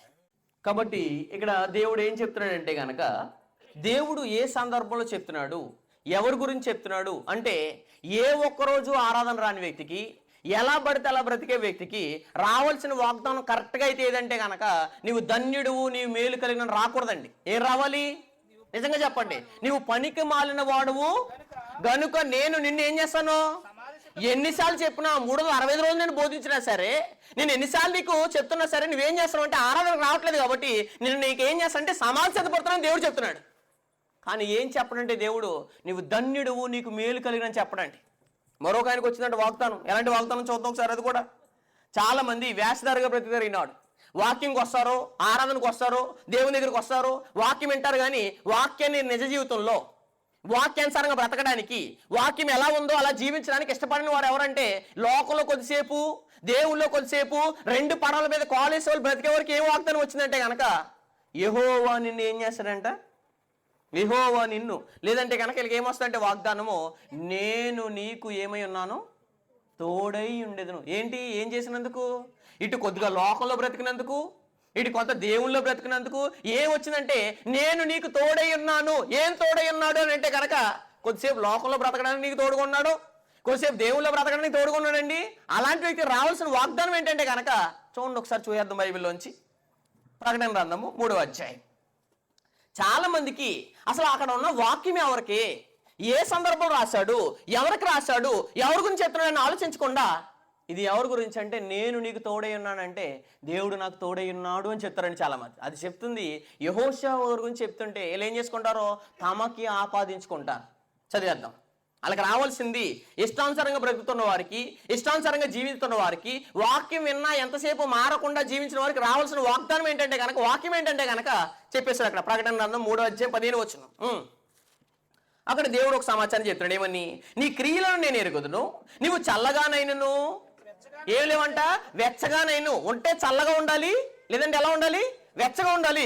కొద్దిసేపు లోకంలో 6 రోజులు ఇష్టానుసారంగా బతుకుతారు. లోకంలోకి వచ్చేసి ఆదివారం ఏం చేస్తారంటే పరిశుద్ధుల్లాగా లేదా పవిత్రులాగా లేదా పరిశుద్ధులు ఉండడానికి వెళ్ళి నిదర్శనాలు పైన లోపల నుంచి కింద నుంచి పై దాకా ఏం చేసుకుంటారంటే నిలువుటంగి చేసుకుంటారు. ఏమనంటే అదే నేర్పుతున్నారు కదా మరి పాస్టర్లు చాలా మంది. ఏమనంటే పైన scarf white, dress white, top white, pant white, అబ్బాయి అయితే ప్యాంటు షర్ట్ ఏంటి 2 వైట్. అంటే ఇష్టానుసారంగా లోకంలో 6 రోజులు బతికేసిన ఆదివారం తెల్లబట్టలైతే మనం ఏమైపోతాం, పరిశుద్ధులు అయిపోతాం. ఇది నేర్పుతారు సమాజానికి. అలాంటి వాళ్ళందరూ దేవుడు ఏమంటారంటే వేషధారులు అంటాడు. పైన తెలుపు చూపిస్తున్నా కానీ లోపల తెలిపిందికి లేదు. పైన ఏం చేస్తున్నావు అంటే వెలుగు చూపిస్తున్నా కానీ లోపల నువ్వు ఎందుకు వెలుగుతలేదు. భౌతికమైన చీకట్లో ఒక బొలు పెడుతున్నా కానీ నువ్వే వెలుగు ఎందుకు ఉండట్లేదని సమాజానికి ఆలోచించవలసిన వారు, సమాజానికి స్వార్థకులుగా చెప్పవలసిన వారు ఏం చేస్తారంటే కనుక నేను నీకు తోడే ఉన్నాను. ఏంది ఇష్టానుసారంగా బతుకుతున్నందుకు మనకి దేవుడు తోడుగా ఉంటాడండి, ఖచ్చితంగా ఉంటాడు. ఏముంటాడంటే కనుక నేను చెప్పేశారు అక్కడ. ఏమని? నీవు చల్లగానైనను వెచ్చగానైనను లేవు, నీవు చల్లగానైను వెచ్చగానైను ఉండక నులివెచ్చగా ఉన్నావు గనక నేను నిన్ను నా నోట నుండి ఏం చేస్తున్నాను, ఉమ్మివేయని ఉద్దేశించున్నానని చెప్పేశాడు. ఏం వేస్తున్నాడు దేవుడు ఆకాశం నుంచి? అమ్మా నువ్వు కొద్దిసేపు ఏం చేస్తున్నావు అంటే పంది బురదలో దొల్లినట్టు వాక్యం దగ్గరికి వచ్చేసినప్పుడేమో కుందేలు స్వభావంగా నటించి బయటికి వెళ్ళిన తర్వాత పంది బురదలో ఎలా దొలుతుందో ఇక్కడ వాక్యం వినేసి చెవుతో వదిలేసి ఇష్టానుసారంగా బ్రతుకుతూ ఏం చేస్తారంటే కనుక మేము క్రైస్తవులమే, మేము క్రైస్తవురాళ్ళమే అని చాలా మంది చెప్తారండి చాలా మంది. అలాంటి వారిని దేవుడు రావాల్సిన వాగ్దానం ఏంటంటే నేను నీకు తోడై ఉన్నానని రాకూడదు. ఏమొస్తుంది? నేను నా నోట నుండి నీ మీద ఏం చేస్తున్నాను, ఉమ్మేస్తున్నాను. ఎందుకంటే 2 పడవల మీద కాలేసి బ్రతుకుతున్నారు. ఇటు కొద్ది లోకంలో బ్రతుకుతున్నారు చాలామంది. సండే బి లైక్ ఎలా ఉంటారు, రాజాని సన్నిధిలో అని పాడతారు. మండే బి లైక్ ఎలా ఉంటారు, మండే ఎలా ఉంటారు. ఇంకా సినిమా పాటలు, ఇష్టానుసరమైన సాంగులు. చాలా మంది నామకార్థ క్రైస్తవులది ఈనాడు యూత్ స్టేటస్లు చూడడం చాలా మంది. ఆదివారం ఏమో దేవుని పాటలు, సోమవారం శనివారం వరకు స్టేటస్లు చూడండి. వీళ్ళు పెట్టే సినిమా యాక్టర్లది, వీళ్ళకి నచ్చే అభిమానులది మొత్తం అంతా సోమవారం శనివారం వరకు ఏమో ఇష్టానుసరమైన పాటలతో స్టేటస్ పెట్టేసి ఆదివారం వచ్చేది మనోడికి భక్తి గుర్తొచ్చేది ఏమనంటే కనుక నీవు లేని రోజు. అయ్యో ఎక్కడి నుంచి వచ్చేసింది ఇది? ఒకడేమో సోమవారం ఏమో ప్రియురాలు లేకపోతే నేను ఉండలేను, ప్రియుడు లేకపోతే నేను ఉండలేనని స్టేటస్లు పెట్టి ఆదివారం ఏమో అయినా నీవు లేని రోజు నీ సన్నిధిలో గడపాలని నా చేరువై నా స్నేహమై. నీ స్నేహం ఎక్కడ ఉంది? మంగళవారం నుంచి శనివారం వరకు, సోమవారం నుంచి శనివారం వరకు ఎక్కడ ఉందంటే ఇది ఆలోచించిన వారు ఇలా నామకార్థంగా బ్రతికే వాళ్ళని చాలా మంది సపోర్ట్ చేస్తారండి. అదేంటి ఆదివారం ఏమో దేవుని పాటలని, సోమవారం శనివారం వారము సినిమా పాటలు పెడతానని స్టేటస్ సమాజం నన్ను చూస్తుంది, సమాజం నన్ను పరిశీలిస్తుందని ఆలోచన లేకుండా వేసవారంలో బ్రతుకుతూ మేము క్రైస్తవుల డబ్బా పట్టుకునే వాళ్ళు చాలా మంది ఉన్నారండి. వీళ్ళు ఏం నేర్పిస్తున్నారు సమాజానికి మెసేజ్ అంటే ఏంటి, నీ సోమవారం నుంచి శనివారం వరకు ఇష్టానుసరమైన స్టేటస్లు పెడుతూ ఇష్టానుసరమైన స్టేటస్లో సమాజానికి నీ భక్తి ఏంటో చూపిస్తూ ఆదివారం మీద క్రిస్టియన్ సాంగ్ పెట్టేసినంత మాత్రం నువ్వు భక్తిపరుడు అయిపోతావా? నువ్వు సినిమా ఫ్యాన్కేమో పాలాభిషేకం చేసి ఆదివారం వచ్చి ఏం చేస్తాడంటే ఒక కానుకేసి దేవుడు అంగీకరించేస్తాడా అంటే ఖచ్చితంగా అంగీకరించడండి. ఎందు గురించి అంటే వేసదారులే బ్రతికిన వాళ్ళకి దేవుడు తోడైనాడని రాకూడదు. ఏం రావాలి? నేను నా నోట నుండి ఏం చేస్తాను, నీ మీద ఉమ్మేస్తున్నాను. ఎందుకంటే నువ్వు 2 రకాలుగా బ్రతుకుతున్నావు. సోమవారం శనివారం వరకు ఒకలా బ్రతుకుతున్నావు, ఆదివారం ఒకలా బ్రతుకుతున్నావు. ఆదివారం ఏమో పాస్టర్ గారిని మెప్పించేలాగా వైట్ వస్త్రాలు వేసి మెరిపించలో తప్పించి నీ బ్రతుకులో వెలుగు లేదు, నీ బ్రతుకులో వైట్ లేదు. ఇది బాధపడవలసిన వారు ఏం చేస్తారంటే ఇష్టానుసారంగా బతుకున్న వాళ్ళకి, వేషధారులుగా బ్రతుకున్న వాళ్ళకి ఏమిస్తాడంటే దేవుడు నేను నీకు తోడై ఉన్నాడని ఎందుకు ఇస్తాడండి దేవుడు? అది ఎవడండి? అసలు నేను నీకు తోడై ఉన్నాడనే మాట ఎవరిదండి? చూద్దాం ఒకసారి యెహోషువ గ్రంథం 3వ అధ్యాయం. అది ఎవరి గురించి చెప్పాడు దేవుడు? దేవుడు ఇశ్రాయేల్ని మొదట నడిపించేటప్పుడు ఎవరికి ఇస్తాడంటే కనుక మోషే గారికి నాయకత్వం ఇస్తాడు.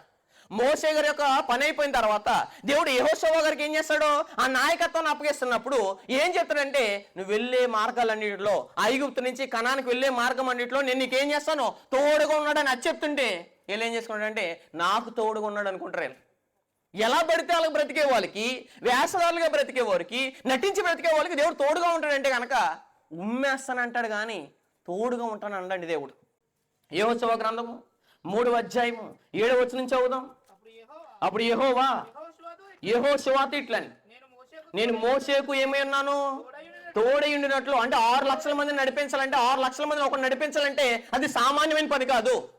ఆ మోషే తర్వాత, ఆ మోషే నాయకత్వం తర్వాత దేవుడు ఆ నాయకత్వాన్ని యెహోషువ గారికి అప్పగిస్తూ ఏమన్నాడంటే, యెహోషువ నేను మోషేకి ఎలా అయితే తోడై ఉన్నానో నేను నీకు తోడై ఉన్నాను మాటను ఏం చేశారు, ఆ మాటని పైన మాటనంతనే రాయరాళ్ళు ఏం చేస్తారు, నేను నీకు తోడై ఉన్నాను అనే మాటను కట్ చేసి ప్రామిస్ కార్డుల మీద రాశారు.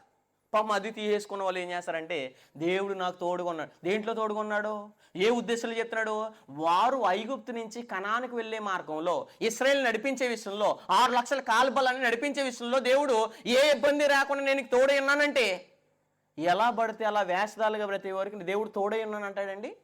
ఖచ్చితంగా అన్నాడు. ఎందుకంటే అసలు వాగ్దానంలో వాస్తవం ఎంత, వాగ్దానంలో వాక్యం ఎంత, అసలు వాగ్దానం ఎవరి కొరకు ఇస్తున్నాడో, ఎందుకు కొరకు ఇస్తున్నాడో పర్టికులర్గా పర్సన్ చెప్పేస్తాడు. ఈ వాగ్దానం ఎవరికి, యెహోషువ గారి గురించి కానీ ఎవరి గురించి కాదు, మన గురించి కాదండి అది చెప్పింది. అందుకోసం అంటున్నాడు అక్కడ చూడండి, నేను మోషేకు తోడై ఉన్నట్టు నీకును ఏమవుతానంట, నీకును తోడయ్యిందునని. అంటే పై చెప్పిన మాట అంతా చెరిపేశారు అనుకోండి, మన పైదంతా రాసేస్తే అర్థమైపోద్ది మనకి ఇది చెప్పింది మన గురించి కాదు కదా అని. వీళ్ళు ఏం చేస్తారు, పైదంతా రాయకుండా మధ్యలో రాష్ట్రం వల్ల కన్ఫ్యూజ్ అయిపోయి ఏం చేస్తారంటే ఇది మనకని అప్లికల్ చేసుకున్నారు. మరి అదే బైబిల్లో నీకు సమాధి ఉంది కదా, నువ్వు పనికి మాలిన కూడా ఉంది కదా, ఇది ఎందుకు రాయరంటే ఇది రాయరు. ఇది ఎందుకంటే నొప్పు కలిగేద్దని చాలా మందికి, ఇలా నొప్పు కలిగేద్దని ఇది రాయరు. కానీ వాస్తవంగా పైనుంచి సందర్భం ఎవరి గురించి మాట్లాడుతున్నాడో అంతా పర్టికులర్గా రాస్తే కనుక ప్రాబ్లం అనేది ఉండదండి. కానీ అలా రాయరండి చాలా మంది. దేవుని మాటల ప్రకారంగా, దేవుని మాటలకు లోబడకుండా మనం ఎలా పడితే అలా బ్రతికితే రావాల్సిన వాగ్దానం ఏది పడితే అది కాదండి. ఏం వస్తుందంటే వాళ్ళకి, నేను స్వస్థపరచు యెహోవాను నేనే. ఎందుకు స్వస్థపరుస్తాడు నేనంట, దేవుని మాటల ప్రకారంగా బ్రతకనందుకండి దేవుడు స్వస్థపరిచేది మనల్ని. దేవుని మాటలకు లోబడినందుకండి మనం స్వస్థపరిచేది దేవుడు ఎందుకంటండి చెప్పేశాడు అక్కడ నిర్గమకాండము 15వ అధ్యాయము 26వ వచనం. చాలా మంది ఈనాడు స్వస్థస్థాలకి మూల వచనం ఏదైనా ఉందంటే కనుక ఈ వచనాన్ని వాడుకుంటారు చాలా మంది. ఏమని, ఇదిగో ఇది మా చెప్పింది మా గురించే. స్వస్థస్థాలన్నిటికి బేస్ వచనం, మూల వచనం ఏదంటే ఇది. ఏంటిది అది? 15వ అధ్యాయము 26వ వచనం. మీ దేవుడైన యెహోవా వాక్కును ఏం చేయాలంట, శ్రద్ధగా విని ఆయన దృష్టికి న్యాయమైన చేసి. ఇదేమి మనకు నచ్చదో, శ్రద్ధగా వినమంటే నచ్చదో, దేవుని మాటకు లోబడమంటే నచ్చదో, కానీ చివరిది కావాలి. చివరిది ఏంటంటే, నేను నిన్ను స్వస్థపరుచును. ఇదే మాట నాకు కావాలి. అయినా నీ మాటల ప్రకారంగా నేను బ్రతకను, నువ్వు చెప్పినట్టు నేను జీవించను, నీ ఆజ్ఞలు లోబడను. కానీ నన్ను నువ్వేం చేయవంటే, ఏదైనా రోగం వస్తే నేను ప్రార్థన చేస్తే అన్నీ తగ్గించే, నాకు ఏదైనా బాధ వస్తే తగ్గించే, నాకు ఏదైనా సమస్య వస్తే తగ్గించే. కానీ నీ ఆజ్ఞలు నాకు వద్దు, నీ మాటలు నాకు వద్దు, నీ మాటలు నేను పాటించను అన్న వాళ్ళకి దేవుడు ఏం చేస్తాడు, నేను స్వస్థపరుస్తానంటాడండి, నిన్ను శిక్షిస్తాను అంటాడు. ఎందుకంటే నా మాటల ప్రకారంగా చేయని వాడు ఎలా నిలబడతాడో, బండను పోని ఇసుక మీద కట్టుకున్నవాడు ఏమైపోతాడో, వర్షం వస్తుంది, తుఫాను రేగితే ఏమవుద్ది, మొత్తం ఇసుక మీద కట్టుకుని వెళ్ళి ఏమైపోద్ది, మొత్తం కూలిపోద్ది అన్నాడు. అందుకోసం ఇక్కడ చెప్పిందంతా చేయరండి. వాళ్ళు ఏం చేస్తారు, స్వస్థపరచు యెహోవా అన్నది మాత్రమే తీసుకుంటారు. అది చెప్పేసారు అక్కడ. ఏమని, మీ దేవుడైన యెహోవా వాక్కును ఏం చేయాలంట, శ్రద్ధగా విని. శ్రద్ధగా ఎంత విన్నామండి, శ్రద్ధగా విని ఆయన దృష్టికి ఏం చేయాలంట, న్యాయమైనది చేస్తున్నామా? ఎక్కడైనా ఏదైనా చేయాలంటే అన్యాయము, లంచము, ఏది పడితే చేస్తాము. మనం దేవుని పని జరగడం గురించి కాదు, కానీ శరీర సమయం పనులు జరిగించడం గురించి ఏం చేస్తాం, వక్రమైన మార్గాల్లో కూడా వెళ్తాము. వక్రమైన మార్గాల్లో వెళ్ళి నాయన నువ్వు నన్ను స్వస్థపరిచి అంటే ఆ వాగ్దానం మనకెందుకు ఇస్తాడండి దేవుడు? నువ్వు చేసే పనులు న్యాయంగా ఉండాలి, నా ఆజ్ఞలకు నువ్వు లోబడాలి. అది ఎత్తున్నాడు అక్కడ. ఏమని, మీ దేవుడిని యెహోవాకును. ముందు ఆయన మాటలు నెల ఫస్ట్ శ్రద్ధగా విని. మనకెక్కడ ఉంటుంది అంత టైము? ఆదివారం వస్తాం, అదైనా ఒక గంట వింటాం, గంట కూడా మెట్ల మీద కూర్చుంటాం, లేకపోతే ఫోన్లో ఒక్కుంటాం, చాటింగ్ చేస్తాం. ఎక్కడ వింటామండి మన మెసేజ్? ఆయన వాక్యం ఎక్కడ వింటాం మనం? వెళ్ళిన వాళ్ళకి దేవుడు యెహోవా నేను స్వస్థపరచును అంటాడండి. ఒకసారి వాస్తవంగా ఆలోచించండి అండి, మీకు అర్థమైపోద్ది అని విషయం. యెహోవా వాక్కును శ్రద్ధగా విని ఆయన దృష్టికి న్యాయమైన చేసి ఆయన ఆజ్ఞలకు విధేయులై ఆయన కట్టడలన్నింటినీ అనుసరించిన యెడల నేను ఐగుప్తీయులకు కలగజేసిన రోగములలో ఎవరికి మనకు కాదు, ఎవరికది ఐగుప్తీయులు చేసిన రోగములలో ఏదియూ మీకు రాని. ఎవరికి మన గురించి చెప్తున్నాడా? ఐగుప్తీయులు చెప్తున్నాడు. అంటే ఐగుప్తీయుల్లో రోగాలు ఉన్నాయి, ఆ రోగాల్లో మీకేదంటే ఇశ్రాయేలుకి ఏది ఏమన్నాడు అక్కడ? ఇశ్రాయేలుకి ఏదియో మీకు రానియను, నిన్ను స్వస్థపరచు యెహోవాను. లాస్ట్ లైన్ ఒకటే వేసుకుంటారు దేని మీద? ప్రామిస్ కార్డు మీద. నేను స్వస్థపరచు యెహోవా అని అన్నారు, కానీ న్యాయం అని చెప్పాడు, మాటలు శ్రద్ధగా వినమన్నాడో, లోబడమన్నాడో, ఆయన మాటల ప్రకారంగా జీవించమన్నాడో, ఇదంతా మనకు వద్దు. కానీ మనకు కావాల్సింది ఏంటంటే మనకు రోగం వస్తే స్వస్థపరిచే వాగ్దానం కావాలి, డబ్బులు వేస్తే మనకి. ఇది ఎంతవరకు వాక్యానుసారం అండి? ఇది ఎంతవరకు దేవుడు నిన్ను అంగీకరిస్తాడండి? దేవుడు చెప్పాడంటే ఖచ్చితంగా ఏం చేస్తాడంటే అది నెరవేరుతాడండి. ఆదికాండం చదువుదాం ఒకసారి. ఆదికాండం 29వ అధ్యాయము, ఆదికాండం 27వ అధ్యాయము 8వ వచనం చదువుదాం. ఆదికాండము 27వ అధ్యాయము 8వ వచనం చదువుదాం. 27వ అధ్యాయం 8వ వచనంలో దేవుడు ఒక సమాచారం తెలియజేస్తున్నాడు. కాబట్టి నా కుమారుడా, నా మాట విని నేను నీకు ఆజ్ఞాపించినట్టు ఏం చేయాలంట? చేయము. దేవుడు చెప్తుంది ఏంటి? నా ఆజ్ఞల ప్రకారంగా ముందు బ్రతుకు, అప్పుడు నేను స్వస్థపరుస్తాను. నా మాటల ప్రకారంగా జీవించు, అప్పుడు నేను స్వస్థపడతాను. నా మాటలేది ప్రకారంగా పట్టించుకోకుండా, నా మాటలు వినకుండా, నా గ్రంథాన్ని చదవకుండా, నా గ్రంథానుసారంగా నువ్వు బ్రతకుండా నేను నిన్ను ఎలా స్వస్థపరుస్తానండి? మనమే అంతెందుకు, మన పిల్లలు మన మాట వినకపోతే వాళ్ళ పనులు ఏం చేయం, మనం చేస్తామా? నేను నా కొడుకు నా గర్భాన్ని పుట్టావు, నా మాట వినట్లేదు కాబట్టి నువ్వు అడిగింది నేను ఎందుకోవాలని చెప్తాం మనం. అలాగే దేవుడు రాయించిన గ్రంథాన్ని చదవకుండా, దాని ప్రకారంగా జీవించకుండా, ఆయన చెప్పినట్టు నడవకుండా, న్యాయంగా ఉండకుండా, శ్రద్ధగా వినకుండా, ఆయన మాట ప్రకారంగా బ్రతకకుండా మనం ఏం చెప్తాడంటే దేవుడు నిన్ను యెహోవా నిన్ను స్వస్థపడతాడని చెప్తాడండి. అసలు ఇది రావాల్సిన వాక్యమేనా మనకి? అసలు ఏం రావాలండి? ఆయన మాటల ప్రకారంగా జీవించకపోతే రావాల్సింది ఏంటి? మనకి రావాల్సింది ఏంటో చూద్దాం. చూడండి, ద్వితీయోపదేశకాండం 28వ అధ్యాయం. ద్వితీయోపదేశకాండము అంటే సెకండ్ ఓల్డ్ టెస్టిమెంట్, అంటే పంచకాండాల్లో దేవుడు మరలాసారి తన ఉపదేశాన్ని ద్వితీయోపదేశకాండం ద్వారా తెలియజేస్తాడు. ద్వితీయోపదేశకాండము 28వ అధ్యాయము 20వ వచనం చదువుదాం. 28వ అధ్యాయం 20వ వచనం. దేవుడు అక్కడ కూడా సమాచారం తెలియజేస్తున్నాడు. చదివేద్దాం. 28వ అధ్యాయం 20వ వచనం.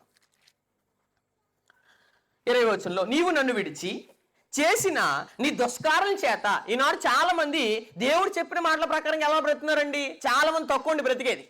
కానీ బ్రతుకుతున్న వాడు, బ్రతకలేని వారికి దేవుడు ఏం చెప్తున్నాడు? నీ స్వస్థపరచు యెహోవానని చెప్పడు. ఏం చెప్తాడు?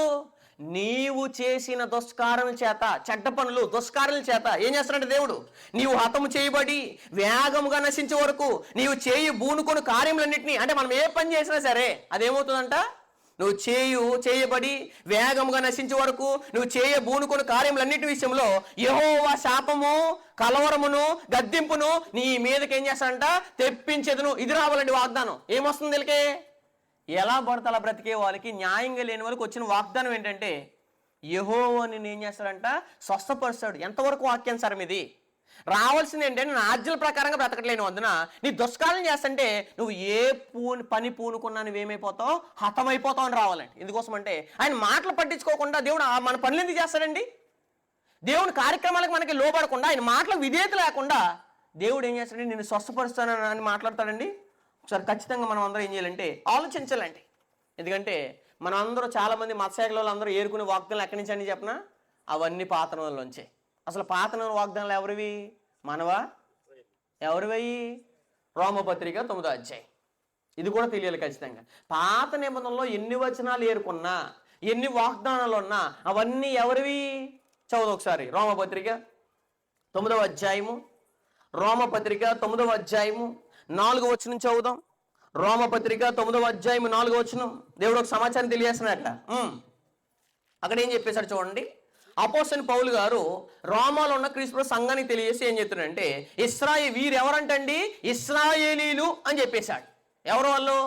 ఇశ్రాయేల్కి ఏముందంటండి? స్పెషాలిటీ ఏంటంటే చెప్పేశాడు అక్కడ. వీరు ఇశ్రాయేలీలు, దత్తపుత్రత్వము, మహిమయు, నిబంధనలు, ధర్మశాస్త్ర ప్రధానము, అర్చనాచారాదులను, వాగ్దానములను ఎవరివి అంటే వీళ్ళందరూ ఏరుకునే వాగ్దానాలు ఎక్కడి?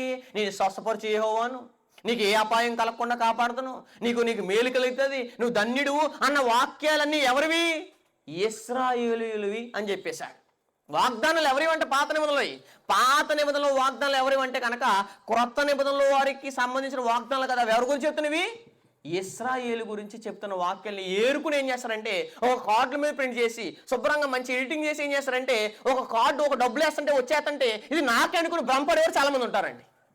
దేవుడు ఇలాంటి వాగ్దానాలు మీకు ఇవ్వడండి. ఎందుకోసం ఇస్తాడు? మీకు వాగ్దానాలు కొత్తలో ఉంటే మీరు ఏం చేస్తారు? పాతల వాక్యాలు వేరుకుని పాతల వాక్యాలు కూడా వాగ్దానాలు అనుకుని ఏం చేస్తారంటే చాలా మంది మోసపోయేవారు నాడు సమాజంలో ఉన్నారండి. అసలు ఎవరి గురించి చెప్తున్నాడు ఇది? మనం డబ్బులు వేసి ఒక పల్లెల్లో డబ్బులు వేసి ఒక ప్లేట్లో డబ్బులు వేసి కార్డులు కొనుక్కొచ్చండి. అసలే వాక్యాలను కొనుక్కొచ్చండి. 66 పుస్తకాల్లో ఉన్న వాక్యాలని కొనుక్కుంటే మనల్ని ఏమంటాడండి దేవుడు? చూడడం అది కూడా అపోస్తుల కార్యములు 8వ అధ్యాయం. అపోస్తుల కార్యములు 8వ అధ్యాయము 14 వచనం నుంచి చదువుదాం. ఈనాడు చాలా మంది గారడీ సీమోలాగా ఏం చేస్తారంటే కేవలం నూతన సంవత్సరం రోజే వెళ్ళి డబ్బులు వేసి ఏం చేసుకుంటారంటే వాగ్దానాలు అనుకుంటారు చాలా మంది. అది కూడా పాత నెలకి ఇచ్చిన వాగ్దానాలు అయితే అది మన కొరకు వాడేసుకున్నారు చాలా మంది. అది జరుగుతుందా జరగట్లేదా, ఎప్పుడు చెప్తున్నాడు, ఎవరితో చెప్తున్నాడు అనే ఉద్దేశం లేకుండా అలా వెళ్ళడము, మీటింగ్ ఎట్టడము, డబ్బులు వేయడము, ఏదో ఒక కార్డు తీసుకుని శుభ్రంగా అదే బైబిల్లో పెట్టుకుని బైబిల్ మోతేసి ఇంటికి వచ్చేస్తే ఇదే నా వాగ్దానం అని స్టేటస్ పెట్టడం. ఇదేనండి మనం నేర్చుకున్నది. అదే చెప్తున్నారు అక్కడేమని అపోస్తుల కార్యం 8వ అధ్యాయం. ఎలాంటి వాడు వచ్చాడంటే నెలగా డబ్బులు ఇచ్చేసి దేవుని వరాన్ని కొనేసుకుందాం అనుకున్నాడంట. వీళ్ళు కూడా డబ్బులు ఇచ్చేసి వాగ్దానాలు కొనేసుకుందాం అని వస్తున్నారు చాలా మంది నూతన సంవత్సరంలో. దేనికి వీళ్ళు వచ్చేది? చదువు ఒకసారి అపోస్తుల కార్యం 8వ అధ్యాయం 14 వచనంలో దేవుడు ఒక సమాచారం తెలియజేశాడు. సమరయ వారు దేవుని వాక్యం అంగీకరించరని. ఎవరంటే అక్కడ సమరయలో ఉన్నవారు. సమరయ వారు దేవుని వాక్యం అంగీకరించరని యెరూషలేములో ఉన్న అపోస్తులు విని పేతురును యోహానును వారి యొద్దకు ఏం చేస్తారంట? పంపిణీ. అదేం జరిగింది అక్కడ? వీరు వచ్చి పరిశుద్ధాత్మను పొందవాలని వారి కొరకు ప్రార్థన చేసిరి. అంతకుముందు వారిలో ఎవరి మీద ఏం చేయలేదంట, ఆయన దిగి ఉండలేదు. వారు ప్రభు అయిన యేసుక్రీస్తు నామమున బాప్తిస్మం ఏం చేశారంట? యేసుక్రీస్తు నామమున మాత్రం ఏం చేశారు? పొంది ఉండిరి. అప్పుడు పేతురు యోహాను వారి మీద చేతులుంచగా వారి పరిశుద్ధాత్మను ఏం చేశారంట? పొందిరి. అపోస్తలుల చేతులుంచటం వలన పరిశుద్ధాత్మ అనుగ్రహింపని సీమోనును చూచి వారి ఎదుట ఏం పెట్టాడంట? ద్రవ్యం పెట్టాడంట. మనం కూడా ఎడతాం ఏంటంటే పళ్ళు రాగానే మన జోబులో డబ్బు తీసి దాంట్లో ఎడతాం. పెట్టిన వెంటనే అతను అక్కడ ఒక గుంపు అంటే ఇన్ని కలిపి వాగ్దానాలు అక్కడ పెడతాడు. పెట్టేస్తే అంటే వాగ్దానాలు అనబడి ప్రామిస్ కార్డ్స్ అవి పెట్టేస్తుంటే దాంట్లో ఇలా ఏలు పెట్టి మనం ఏం చేస్తాం? ఒకటి తీసుకుంటాం. ఇలాగే తీసుకుందామని వచ్చాడు ఎవరు? గారడీ సీమోను. ఏమని? అపోస్తలుల చేతులుంచితే పరిశుద్ధాత్మ వచ్చేస్తుంది కదా, నేను కూడా డబ్బులు ఇస్తాను కదా, నాకు ఇచ్చేయండి అంటున్నాడు ఆయన. ఈనాడు కూడా ఏమన్నారు? మేము వారమంతా రాము, 365 రోజులు రాము, దేవుని ఎరగము, దేవుని వాక్యాన్ని చదవము, ఎలా పడితే అలా బ్రతుకుతాము, ఎలా పడితే అలా జీవిస్తాం. మాకు మటుకు దేవుడు ఏమి ఇచ్చేయాలంటే ఆపత్కాలంలో నీకు నేను ఏం చేస్తాను?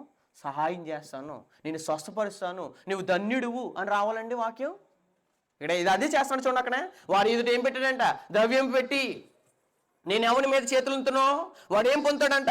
పరిశుద్ధాత్మ పొందినట్లు ఈ అధికారం నాకేం చేయండి, ఈ అధికారం నాకు ఈడని చెప్పిను అని చెప్పేశాడు. అప్పుడు అపోస్తలులు ఏం చెప్తున్నారు చూడండి, ఈ అధికారం నాకు ఈడంటే అందుకు పేతురు నీవు ద్రవ్యం ఇచ్చి డబ్బులు ఇచ్చి దేవుని వరము సంపాదించుకుందామని తలంచుకున్నందున నీ వెండి నీతో ఏమవుద్ది? నశించుగాక అని చెప్పేశాడు. 10 రూపాయలకు వాక్యంలో ఉన్న వాక్యాల్ని 66 పుస్తకాల్లో ఉన్న వాక్యాలు కొనేసుకుంటారా మీరు? ఒక 20 రూపాయలు కొనేసుకుంటారా? ఒక 100 రూపాయలు కొనేసుకుంటారా? ఒక 500 కొనేసుకుంటారా? డబ్బులు ఇచ్చి వాక్యం కొనుక్కోవడానికి ఎక్కడుందండి మీకు అధికారం? అమ్మవలసిన వారికి వాళ్ళకి ఎక్కడుంది అధికారం? అసలు వాక్యాలను అమ్ముకోవడం ఏంటండి? ఇది ఎంత దారుణం అండి. 66 పుస్తకాలు కలిపి ఇవి ఎవరికైనా ఇవి తప్పులేదు, కానీ 66 పుస్తకాల్లో కొన్ని వాక్యాలు నీకు అనుగుణమైన వాక్యాలు ఏరుకుని ప్రింట్ చేసి అమ్ముతున్నావు అంటే ఇది వ్యాపారమే కానీ ఇది వాస్తవం కాదండి. ఒకసారి వాగ్దానంలో వాస్తవం ఎంత అని అంటే కిందకి చెప్పేసి ఏమని? నీ హృదయము దేవుని ఎలా లేదంట. నిజంగా మన డబ్బులు వేస్తుంటే దేవుడు వాక్యం ఇచ్చేస్తే దేవుడు అంత అమాయకుడు అండి? అసలు దేవుడు ఎలా పడతాలో జీవించేస్తే మనకి నేను స్వస్థపరుస్తాను, నీకు మేలు కలిగితేది, నీకు ఏం జరగదని చెప్పేసి అంత అమాయకుడు అండి దేవుడు. అసలు ఏం మాట్లాడతారండి దేవుడి గురించి? అసలు దేవుడి గురించి ఏం ఆలోచిస్తున్నారండి? అసలే నీ హృదయం ఎలా ఉందంట?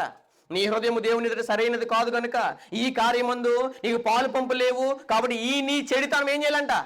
మానుకొని. ఎందుకంటే బైబిల్లో 66 పుస్తకాలు 39 పుస్తకాలు ఎవరికో తెలియాలి, 27 పుస్తకాలు ఎవరికో తెలియాలి, ఏ నిబంధన ఎవరికో వర్తిస్తుందో తెలిస్తే కనుక అసలు వాక్యాలు వాగ్దానాల అక్కడ పాత్రలో రాయబడిన వచనాలు ఎవరికి రాయబడ్డామని తెలిస్తే కనుక అవి మనకు ఆపాదించుకోవడానికి అవకాశం ఉండదండి.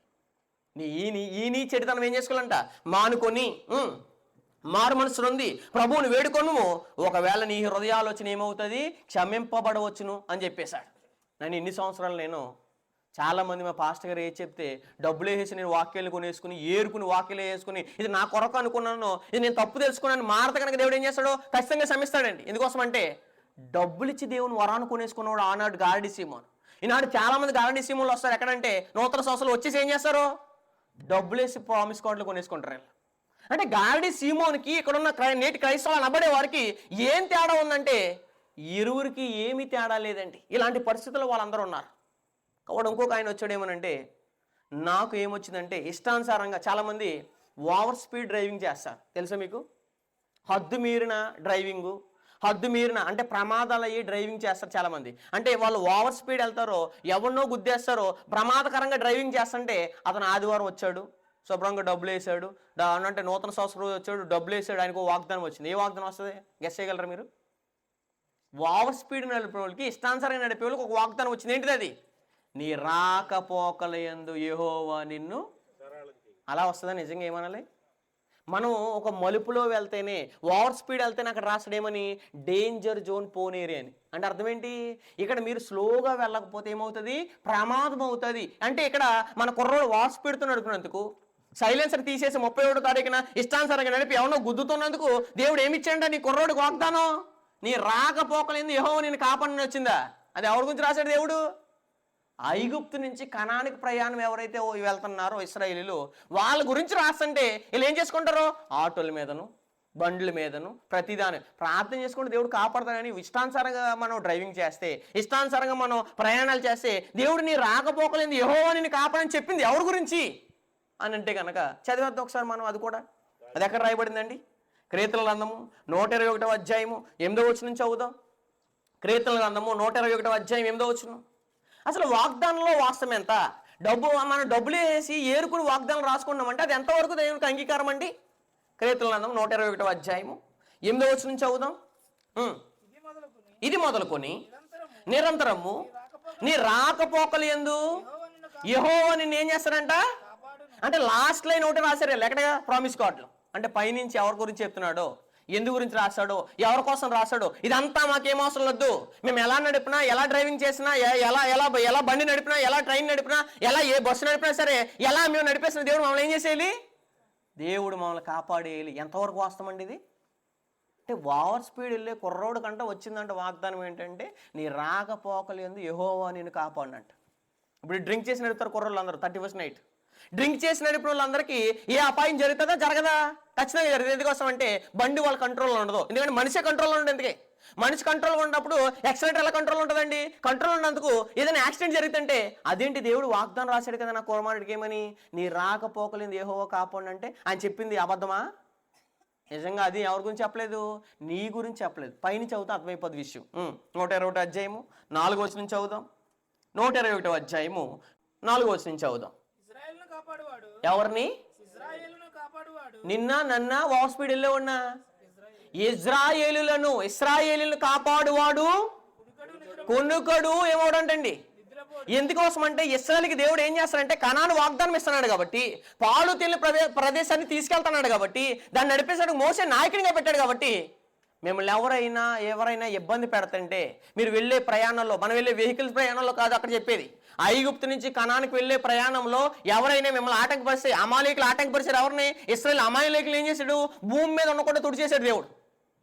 అలాగే ఇశ్రాయేల్ని ఎవరైతే టచ్ చేశారో, ఇశ్రాయేల్ని ఎవరైతే ఇబ్బంది పెడుతున్నారో ఖచ్చితంగా వాళ్ళని ఊరుకున్నాడు. ఎందుకంటే ఇశ్రాయేల్కి దేవుడు ఏమంటున్నాడు అక్కడ చూపేశాడు అక్కడ. ఇజ్రాయేలు కాపాడువాడు కునుకుడు నిద్రపోడు, యెహోవాయే నిన్ను కాపాడువాడు. నీ కుడి పక్కన యెహోవా నీకు తోడుగా ఉన్నాడు, నీడగా ఉన్నాడు. పగలు ఎండ దెబ్బ అయిన నీకు తగలదు, రాత్రి వెన్నెల దెబ్బ అయినను. మరి మనం పగలైతే ఎండ తగిలేతుందండి మనకి? తగులుతుందా? అక్కడేమో రాత్రి అయితే ఏమో దీపస్తంభాన్ని, పగలైతే దేవుడు జ్యోతిని పెట్టేస్తారు. ఎక్కడంటే ఎర్ర సముద్రంలో. వీళ్ళు ఎర్ర సముద్రం దాటిన తర్వాత దేవుడు వాళ్ళు ఎక్కడికి వెళ్తే అక్కడ నీడ, ఎక్కడికి వెళ్తే అక్కడ ఎండ లేకుండా దేవుడు తయారు చేస్తుంటే ఈ వచనాన్ని మనకు ఆపాదించుకుంటే పొద్దున్న ఎండ తగిలింది, అబ్బా ఇది తగిలింది ఇక్కడ తగలదంటున్నాడు. ఎవరి గురించి చెప్పాడు ఇది? నీ గురించా కాదా, నా గురించి అని కాదు ఆలోచించకుండా ఈ వచనాన్ని నమ్మేసుకుని కొంత డబ్బులు వేస్తే వాళ్ళకి డబ్బులకి భలే వస్తుంది కాబట్టి వీళ్ళు ఏం చేస్తారు? అవి అమ్మేస్తున్నారు. నీకు పగలు ఏమవుదంట? నీకు పగలు ఎండ దెబ్బ అయినను నీకు తగలదు, రాత్రి వెన్నెల దెబ్బ కూడా ఏం చేయదంట? తగలంటాడు. వెన్నెల దెబ్బ అయిన నీకు తగలదు, ఏ అపాయం రాకుండా యెహోవా నిన్ను కాపాడని చెప్తున్న వాగ్దానం ఎవరి గురించి? 12 గోత్రికులైన యాకోబు వంశంలోంచి వచ్చిన 12 గోత్రికులకు అనగా ఎవరికి? ఇశ్రాయేలుకి చెప్పాడు. కానీ నీకు నాకు చెప్తున్న వాగ్దానం ఇది కాదు. ఇది ఖచ్చితంగా ఎరగాలండి. అంతే తప్పించి ఎరగకుండా ఏది పడితే చెప్పేసంటే అదే నమ్మేసేవారు చాలామంది ఉన్నారండి. మరొకరు వచ్చారు, మరొకరికి వాగ్దానాలు వస్తారు. చాలా ఇప్పుడు రియాలిటీ ఎవరన్నా బైబిల్ ఉంటే తెస్తే నేను ఇప్పుడు చూపించేది. చాలామంది రక్షణ పొందలేని వాళ్ళు ఉంటారు, తెలుసు కదా ఎవరల్లో? బాప్తిసం పొందలేని వాళ్ళు, అంటే ఇంకా దేవుణ్ణి క్రీస్తు వారిని అంగీకరించలేదు. వాళ్ళకి ఏమొస్తుందో తెలుసా వాగ్దానం? నీ కృప నాకు చాలు అంటాడు. ఏ కృప? అసలు కృప ఎవరి మీద ఉంటుందో తెలుసండి మనకి? మన కృపాకాలంలో ఉన్నామంటారు చాలామంది ప్రసంగికులు, సువార్థికులు. మేము కృపాకాలంలో ఉన్నాం, దేవుడు కృపలో మమ్మల్ని కాస్తున్నాడు, కాచి కాపాడుతున్నాడు. కాచి కాపాడితే నీకు ఇష్టానుసారంగా బతకడానికా? దేవుళ్ళలోకి రావడానిక, మారడానిక, నూతనత్వం రావడానిక, మార్పు చెందడానిక? ఇంకా నువ్వు నీవు ఇంకా బాప్తిసంలో దిగ, నీవు ఇంకా నీటిలో నీకు క్షమాపణ అడగ, నీకు దేవుడు నీకు కృపగా ఉంటాడా, తోడుగా ఉంటాడంటే కనుక నీ కృప నాకు చాలు అనే మాట చెప్పింది ఎవరికి? నా కృప నీకు చాలును అనే మాటను కట్ చేసేస్తారు వీళ్ళు. అసలు ఆ మాట ఎవరి గురించో తెలుసా? అపోస్తలుడైన పౌలు గారి గురించి. చదువు ఒకసారి, కొరింథీయులకు రాసిన 2వ పత్రిక. అంటే సందర్భం తెలీదు, ఏ పుస్తకంలో రాసాడో తెలియదు, ఎవరి గురించి రాస్తున్నాడో తెలియదు, ఎవరి గురించి చెప్తున్నాడో. ఆయన ఏమంటాడంటే, నాయన నా బాడీలో చాలా ఇబ్బందులు జరుగుతున్నాయి, చాలా బలహీనతలు ఉన్నాయి, ఈ సమస్యలన్నీ తీసేయంటే నా కృప నీకు చాలకు, నువ్వు దయచేసి అది అడక్క అంటాడు దేవుడు. వీళ్ళేం చేసుకుంటారో, నా కృప నీకు చాలంటే రక్షణ పొందలేని వాళ్ళు అందరికి వచ్చే వాగ్దానం ఇదండి. ఎంతవరకు వాక్యానుసారం అండి ఇది? కొరింథీయులకు రాసిన 2వ పత్రిక 12వ అధ్యాయము 7వ వచనం చదువుదాం. సందర్భం ఎవరికంటే అపోస్తలుడైన పౌలు గారికి. ఏంటంటే తన శరీరంలో ఏముంటుంది? ముళ్ళు ఉంటుంది. ఈ ముళ్ళు ఈ సమస్యలు ఉన్నప్పుడు ఆయన ఏమంటాడంటే, ఇది నా నుంచి తొలగిపోవాలి అని ప్రార్థన చేస్తే, నువ్వు దయచేసి అది అడగదు, నీకు ఉండటమే మేలు అంటాడు. ఎందు గురించి ఉండిస్తున్నాడు పౌలు గారి శరీరంలో ముళ్ళని చెప్పేశాడు అక్కడే. నాకు కలిగిన ప్రత్యక్షతలు బహు విశేషముగా ఉన్నందున నేను అత్యధికంగా ఏమవడానికి హెచ్చిపోకుండా, పౌలు గారికి ధర్మశాస్త్రం వచ్చు కదా, గమాలీయుల పాదాల దగ్గర నేర్చుకున్నాడు కదా, యేసుక్రీస్తుని ఎరిగినవాడు కదా, అంటే డైరెక్ట్ యేసుప్రభుని దర్శించినవాడు కదా, యేసుప్రభు వారు డైరెక్ట్గా దాన్ని ఎన్నుకున్నాడు కాబట్టి, తను రక్షించాడు కాబట్టి యేసుప్రభు వారు, కాబట్టి ఏది అడిగినా ఇచ్చేస్తాడు కదా అనుకుని వెర్రవిగిపోయే క్యారెక్టర్ రాకూడదంటే పౌలు గారి శరీరంలో దేవుడు ఏం చేశాడు? ముళ్ళు ఉంచాడు. ఎందుకు? అతనే చెప్తున్నాడు తన నోట అంటే ఏమని, నేను హెచ్చిపోకుండా నిమిత్తం, అంటే గొప్పలకు వెళ్ళకుండా నిమిత్తం, అంటే హై స్టేజ్లో దేవుని కంటే ఎక్కువ ఊహించుకోకూడదు అనేది. అసలు ఏమన్నాడు? పౌలు గారి శరీరంలో ముళ్ళు ఎందుకు కట్టాడంట? నేను హెచ్చిపోకుండా నిమిత్తము నా శరీరంలో ఒక ముళ్ళు, నేను అత్యధికంగా హెచ్చిపోకుండా నిమిత్తము నన్ను నల్లగొట్టకూడదు. ఏం చేయడానికి? ఈ ముళ్ళు ఉంచింది దేనికంటే, పౌలు గారు శరీరంలో ముళ్ళు ఉంచింది దేని గురించి అంటే నల్లగొట్టడానికి, ఎప్పుడు కూడా ఎగరకూడదని. మనం కొంచెం జ్ఞానం ఉంటే ఎగిరిపోతాం, కొంచెం అందం ఉంటే ఎగిరిపోతాం, కొంచెం ఐశ్వర్యం ఉంటే ఎగిరిపోతాం, కొంచెం ధనం ఉంటే ఎగిరిపోతాం, అసలు మన లాంటి ఏసీలు ఉన్నట్టు ఎగిరిపోతాం. అంటే మనకు భూమి మీద ఏదైతే ఆధిక్యతలు ఉన్నాయో ఈ ఆధిక్యతలు బట్టి ఏం చేస్తామంటే అతిశిస్తాం మనం. అలా పౌలు గారు అతిశించకూడదంటే పౌలు గారి శరీరంలో దేవుడు ఏం చేశాడు? ముళ్ళు పెట్టాడు.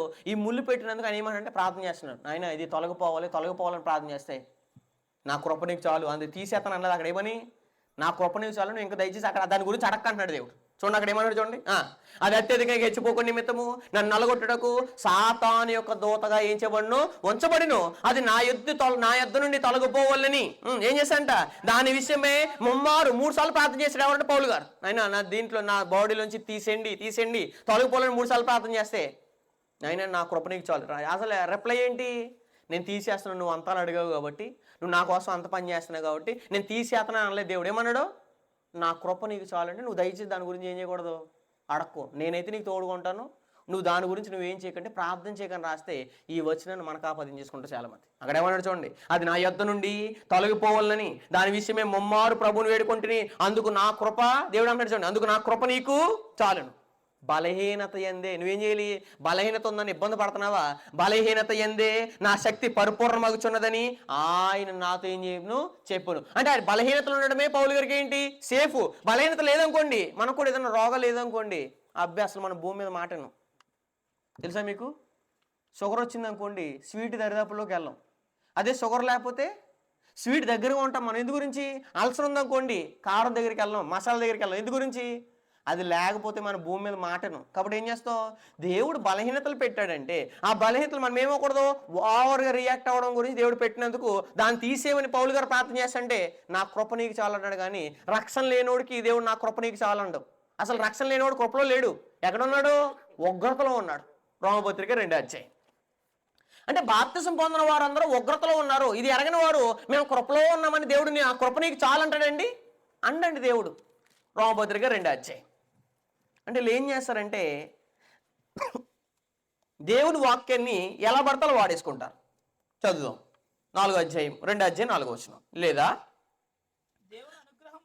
దేవుని అనుగ్రహము మారు మనసు పొందుటకు నేను ప్రేరేపించుతున్నానని ఎరుగక ఆయన అనుగ్రహిస్తేమును సహనమును దీర్ఘశాంతమును తృణీకరించదువా నీ కాఠిన్యమును మార్పు పొందని నీ హృదయము. ఎన్నోసార్లు దేవుడు నీకు చెప్తున్నప్పుడు కాగా నేడే రక్షణ దినము, మీరు మారు మనసు పొందండి, మీరు రక్షణ పొందండి, మీరు బాప్తిసం పొందండి, ఎన్నిసార్లు చెప్పినా సరే మారలేని వాళ్ళు కదా చాలా మందికి. వాళ్ళకి నా కృప నీకు చాలని చెప్పడు దేవుడు. ఏం చెప్తాడు? మార్పు పొందని నీ హృదయం అనుసరించి నువ్వేం చేసుకున్నావు అంట. ఉగ్రత దినం ఉందంటే ఒక రోజు ఉంది, అందరిని వధించే రోజు, అందరిని నాశనం చేసే రోజు ఒక రోజు ఉంది.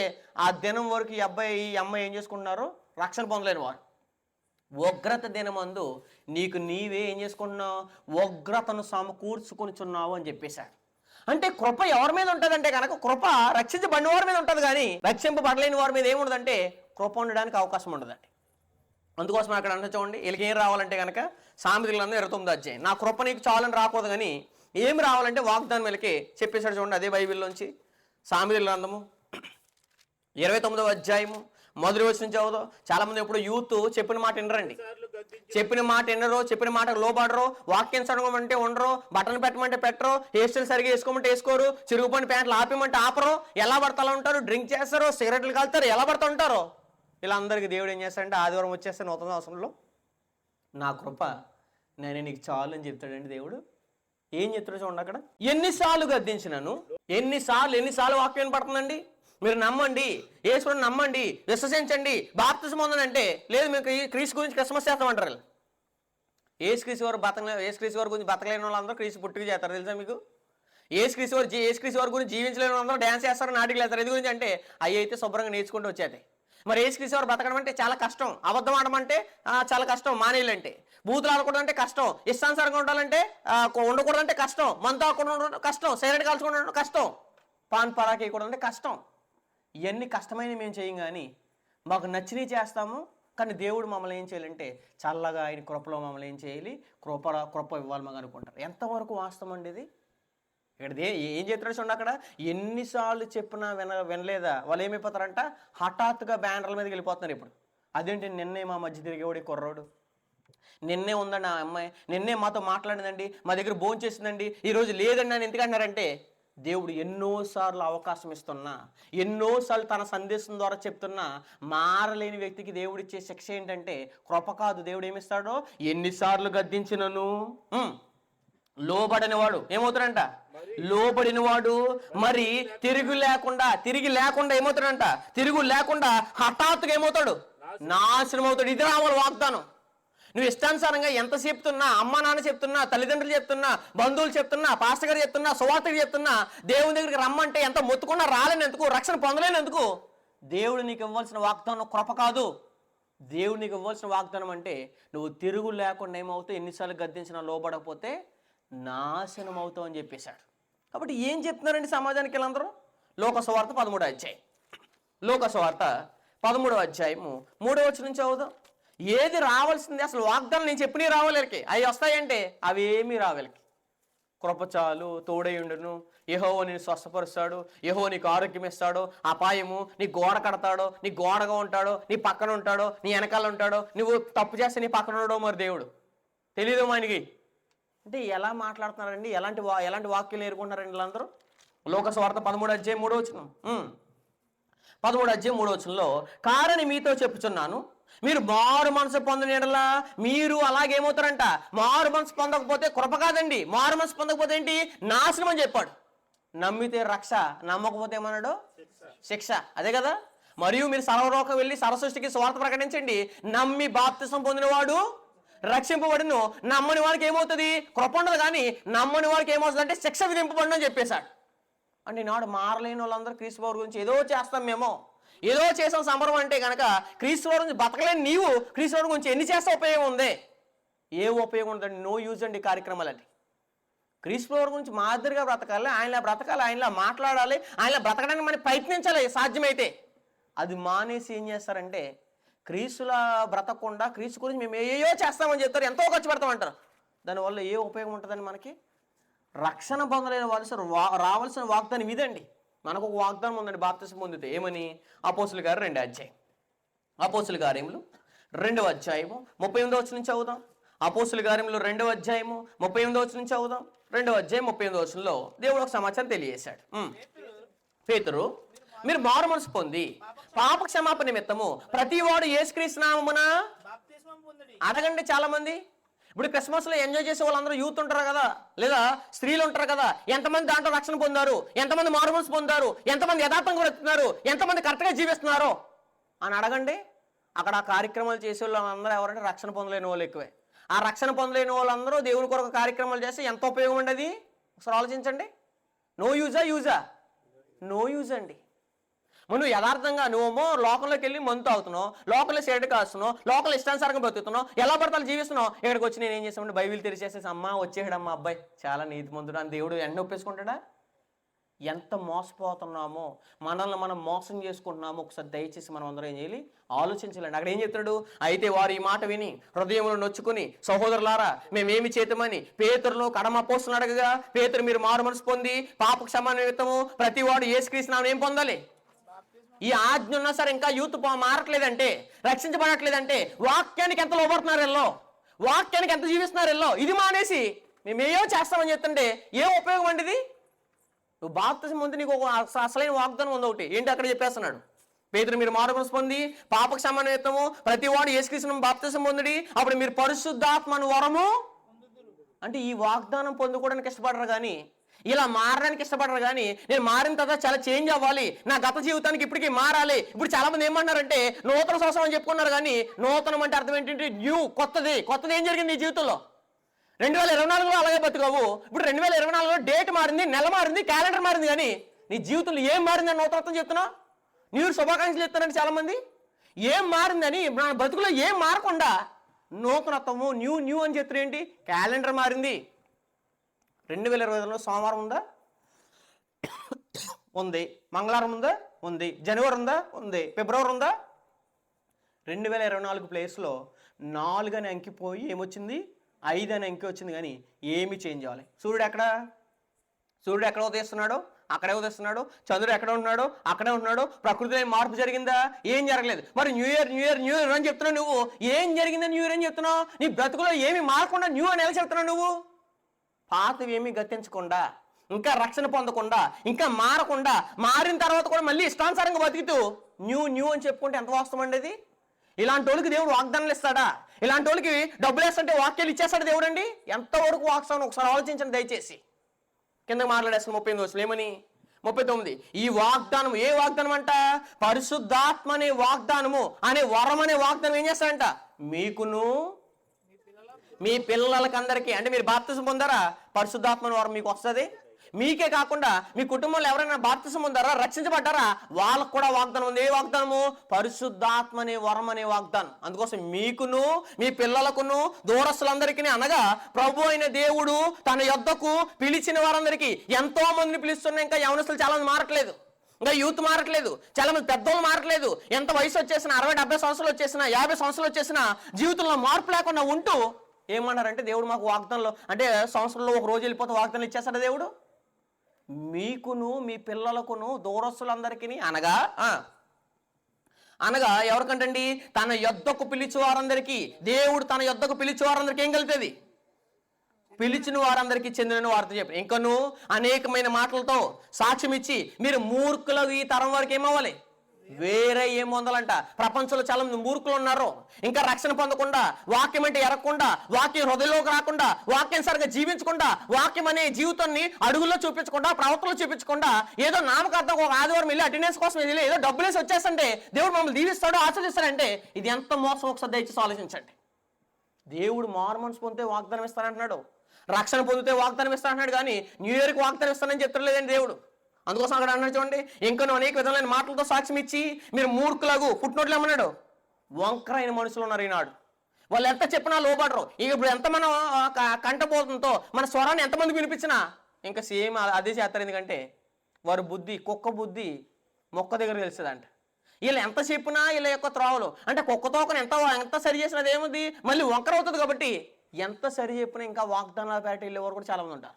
వాళ్ళందరినీ ఏమంటే మూర్ఖులవు ఈ తరం వారికి వేరే ఏం పొందాలంట, రక్షణ పొందుడని వారిని హెచ్చరించును అని చెప్పేశాడు. అంటే రక్షణ పొందలేని వారికి కృప చాలా అండండి దేవుడు. ఏమంటాడో, నువ్వు రక్షణ పొందు, లేకపోతే ఉగ్రత నీ మీద ఉంటుంది, నువ్వు హఠాత్తుగా నాశనం అయిపోతావు, నువ్వు ఎప్పుడు ఎగిరిపోతావో, ఇంతలోనే కనబడి అంతలోనే మాయమైపోతారో చాలామంది నాడు ప్రజలు.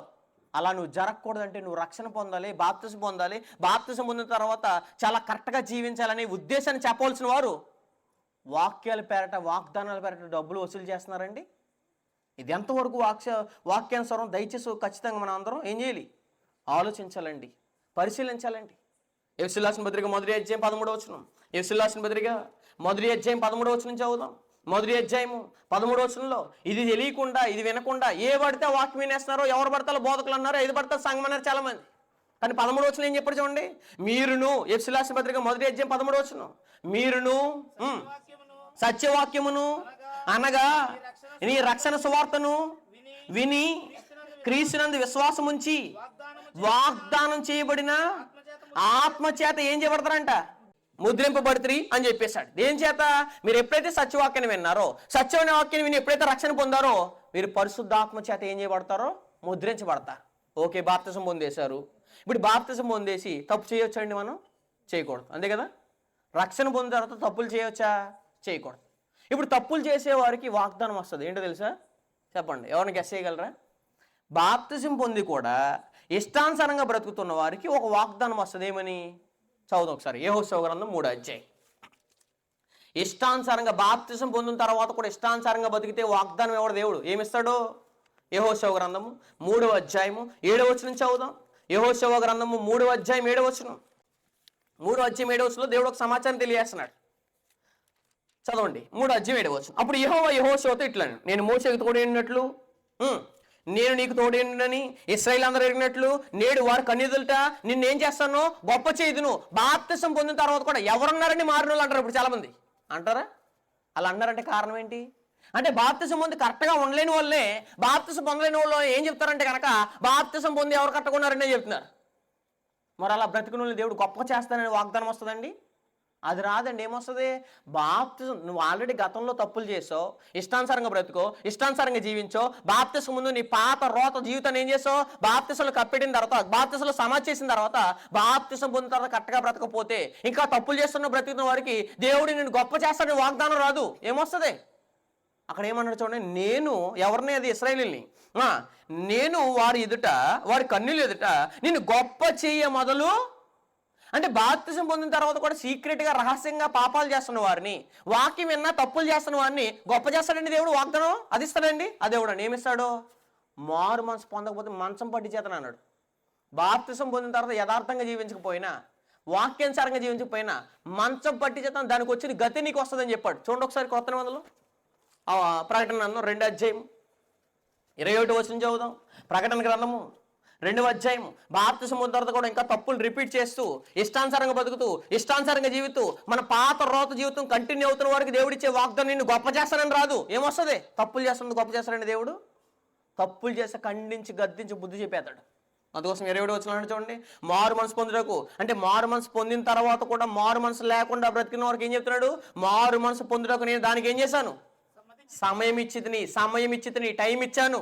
చాలా మంది బాప్తిసం పొందిన తర్వాత కూడా ఇంకా ఆ తప్పులే, గతంలో చేసిన తప్పులే రిపీట్ అయిన వాళ్ళకి గొప్ప చేస్తానని వాగ్దానం రాదు. ఏమొస్తుంది?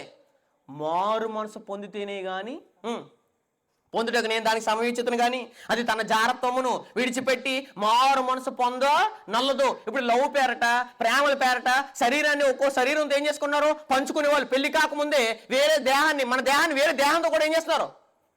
కలుపుకునే వాళ్ళు కూడా చాలా ఉన్నారు. ఏక శరీరం అయ్యే వాళ్ళు కూడా చాలా మంది ఉన్నారు. ఇలాంటి వారికి ఏమిస్తాడు దేవుడు?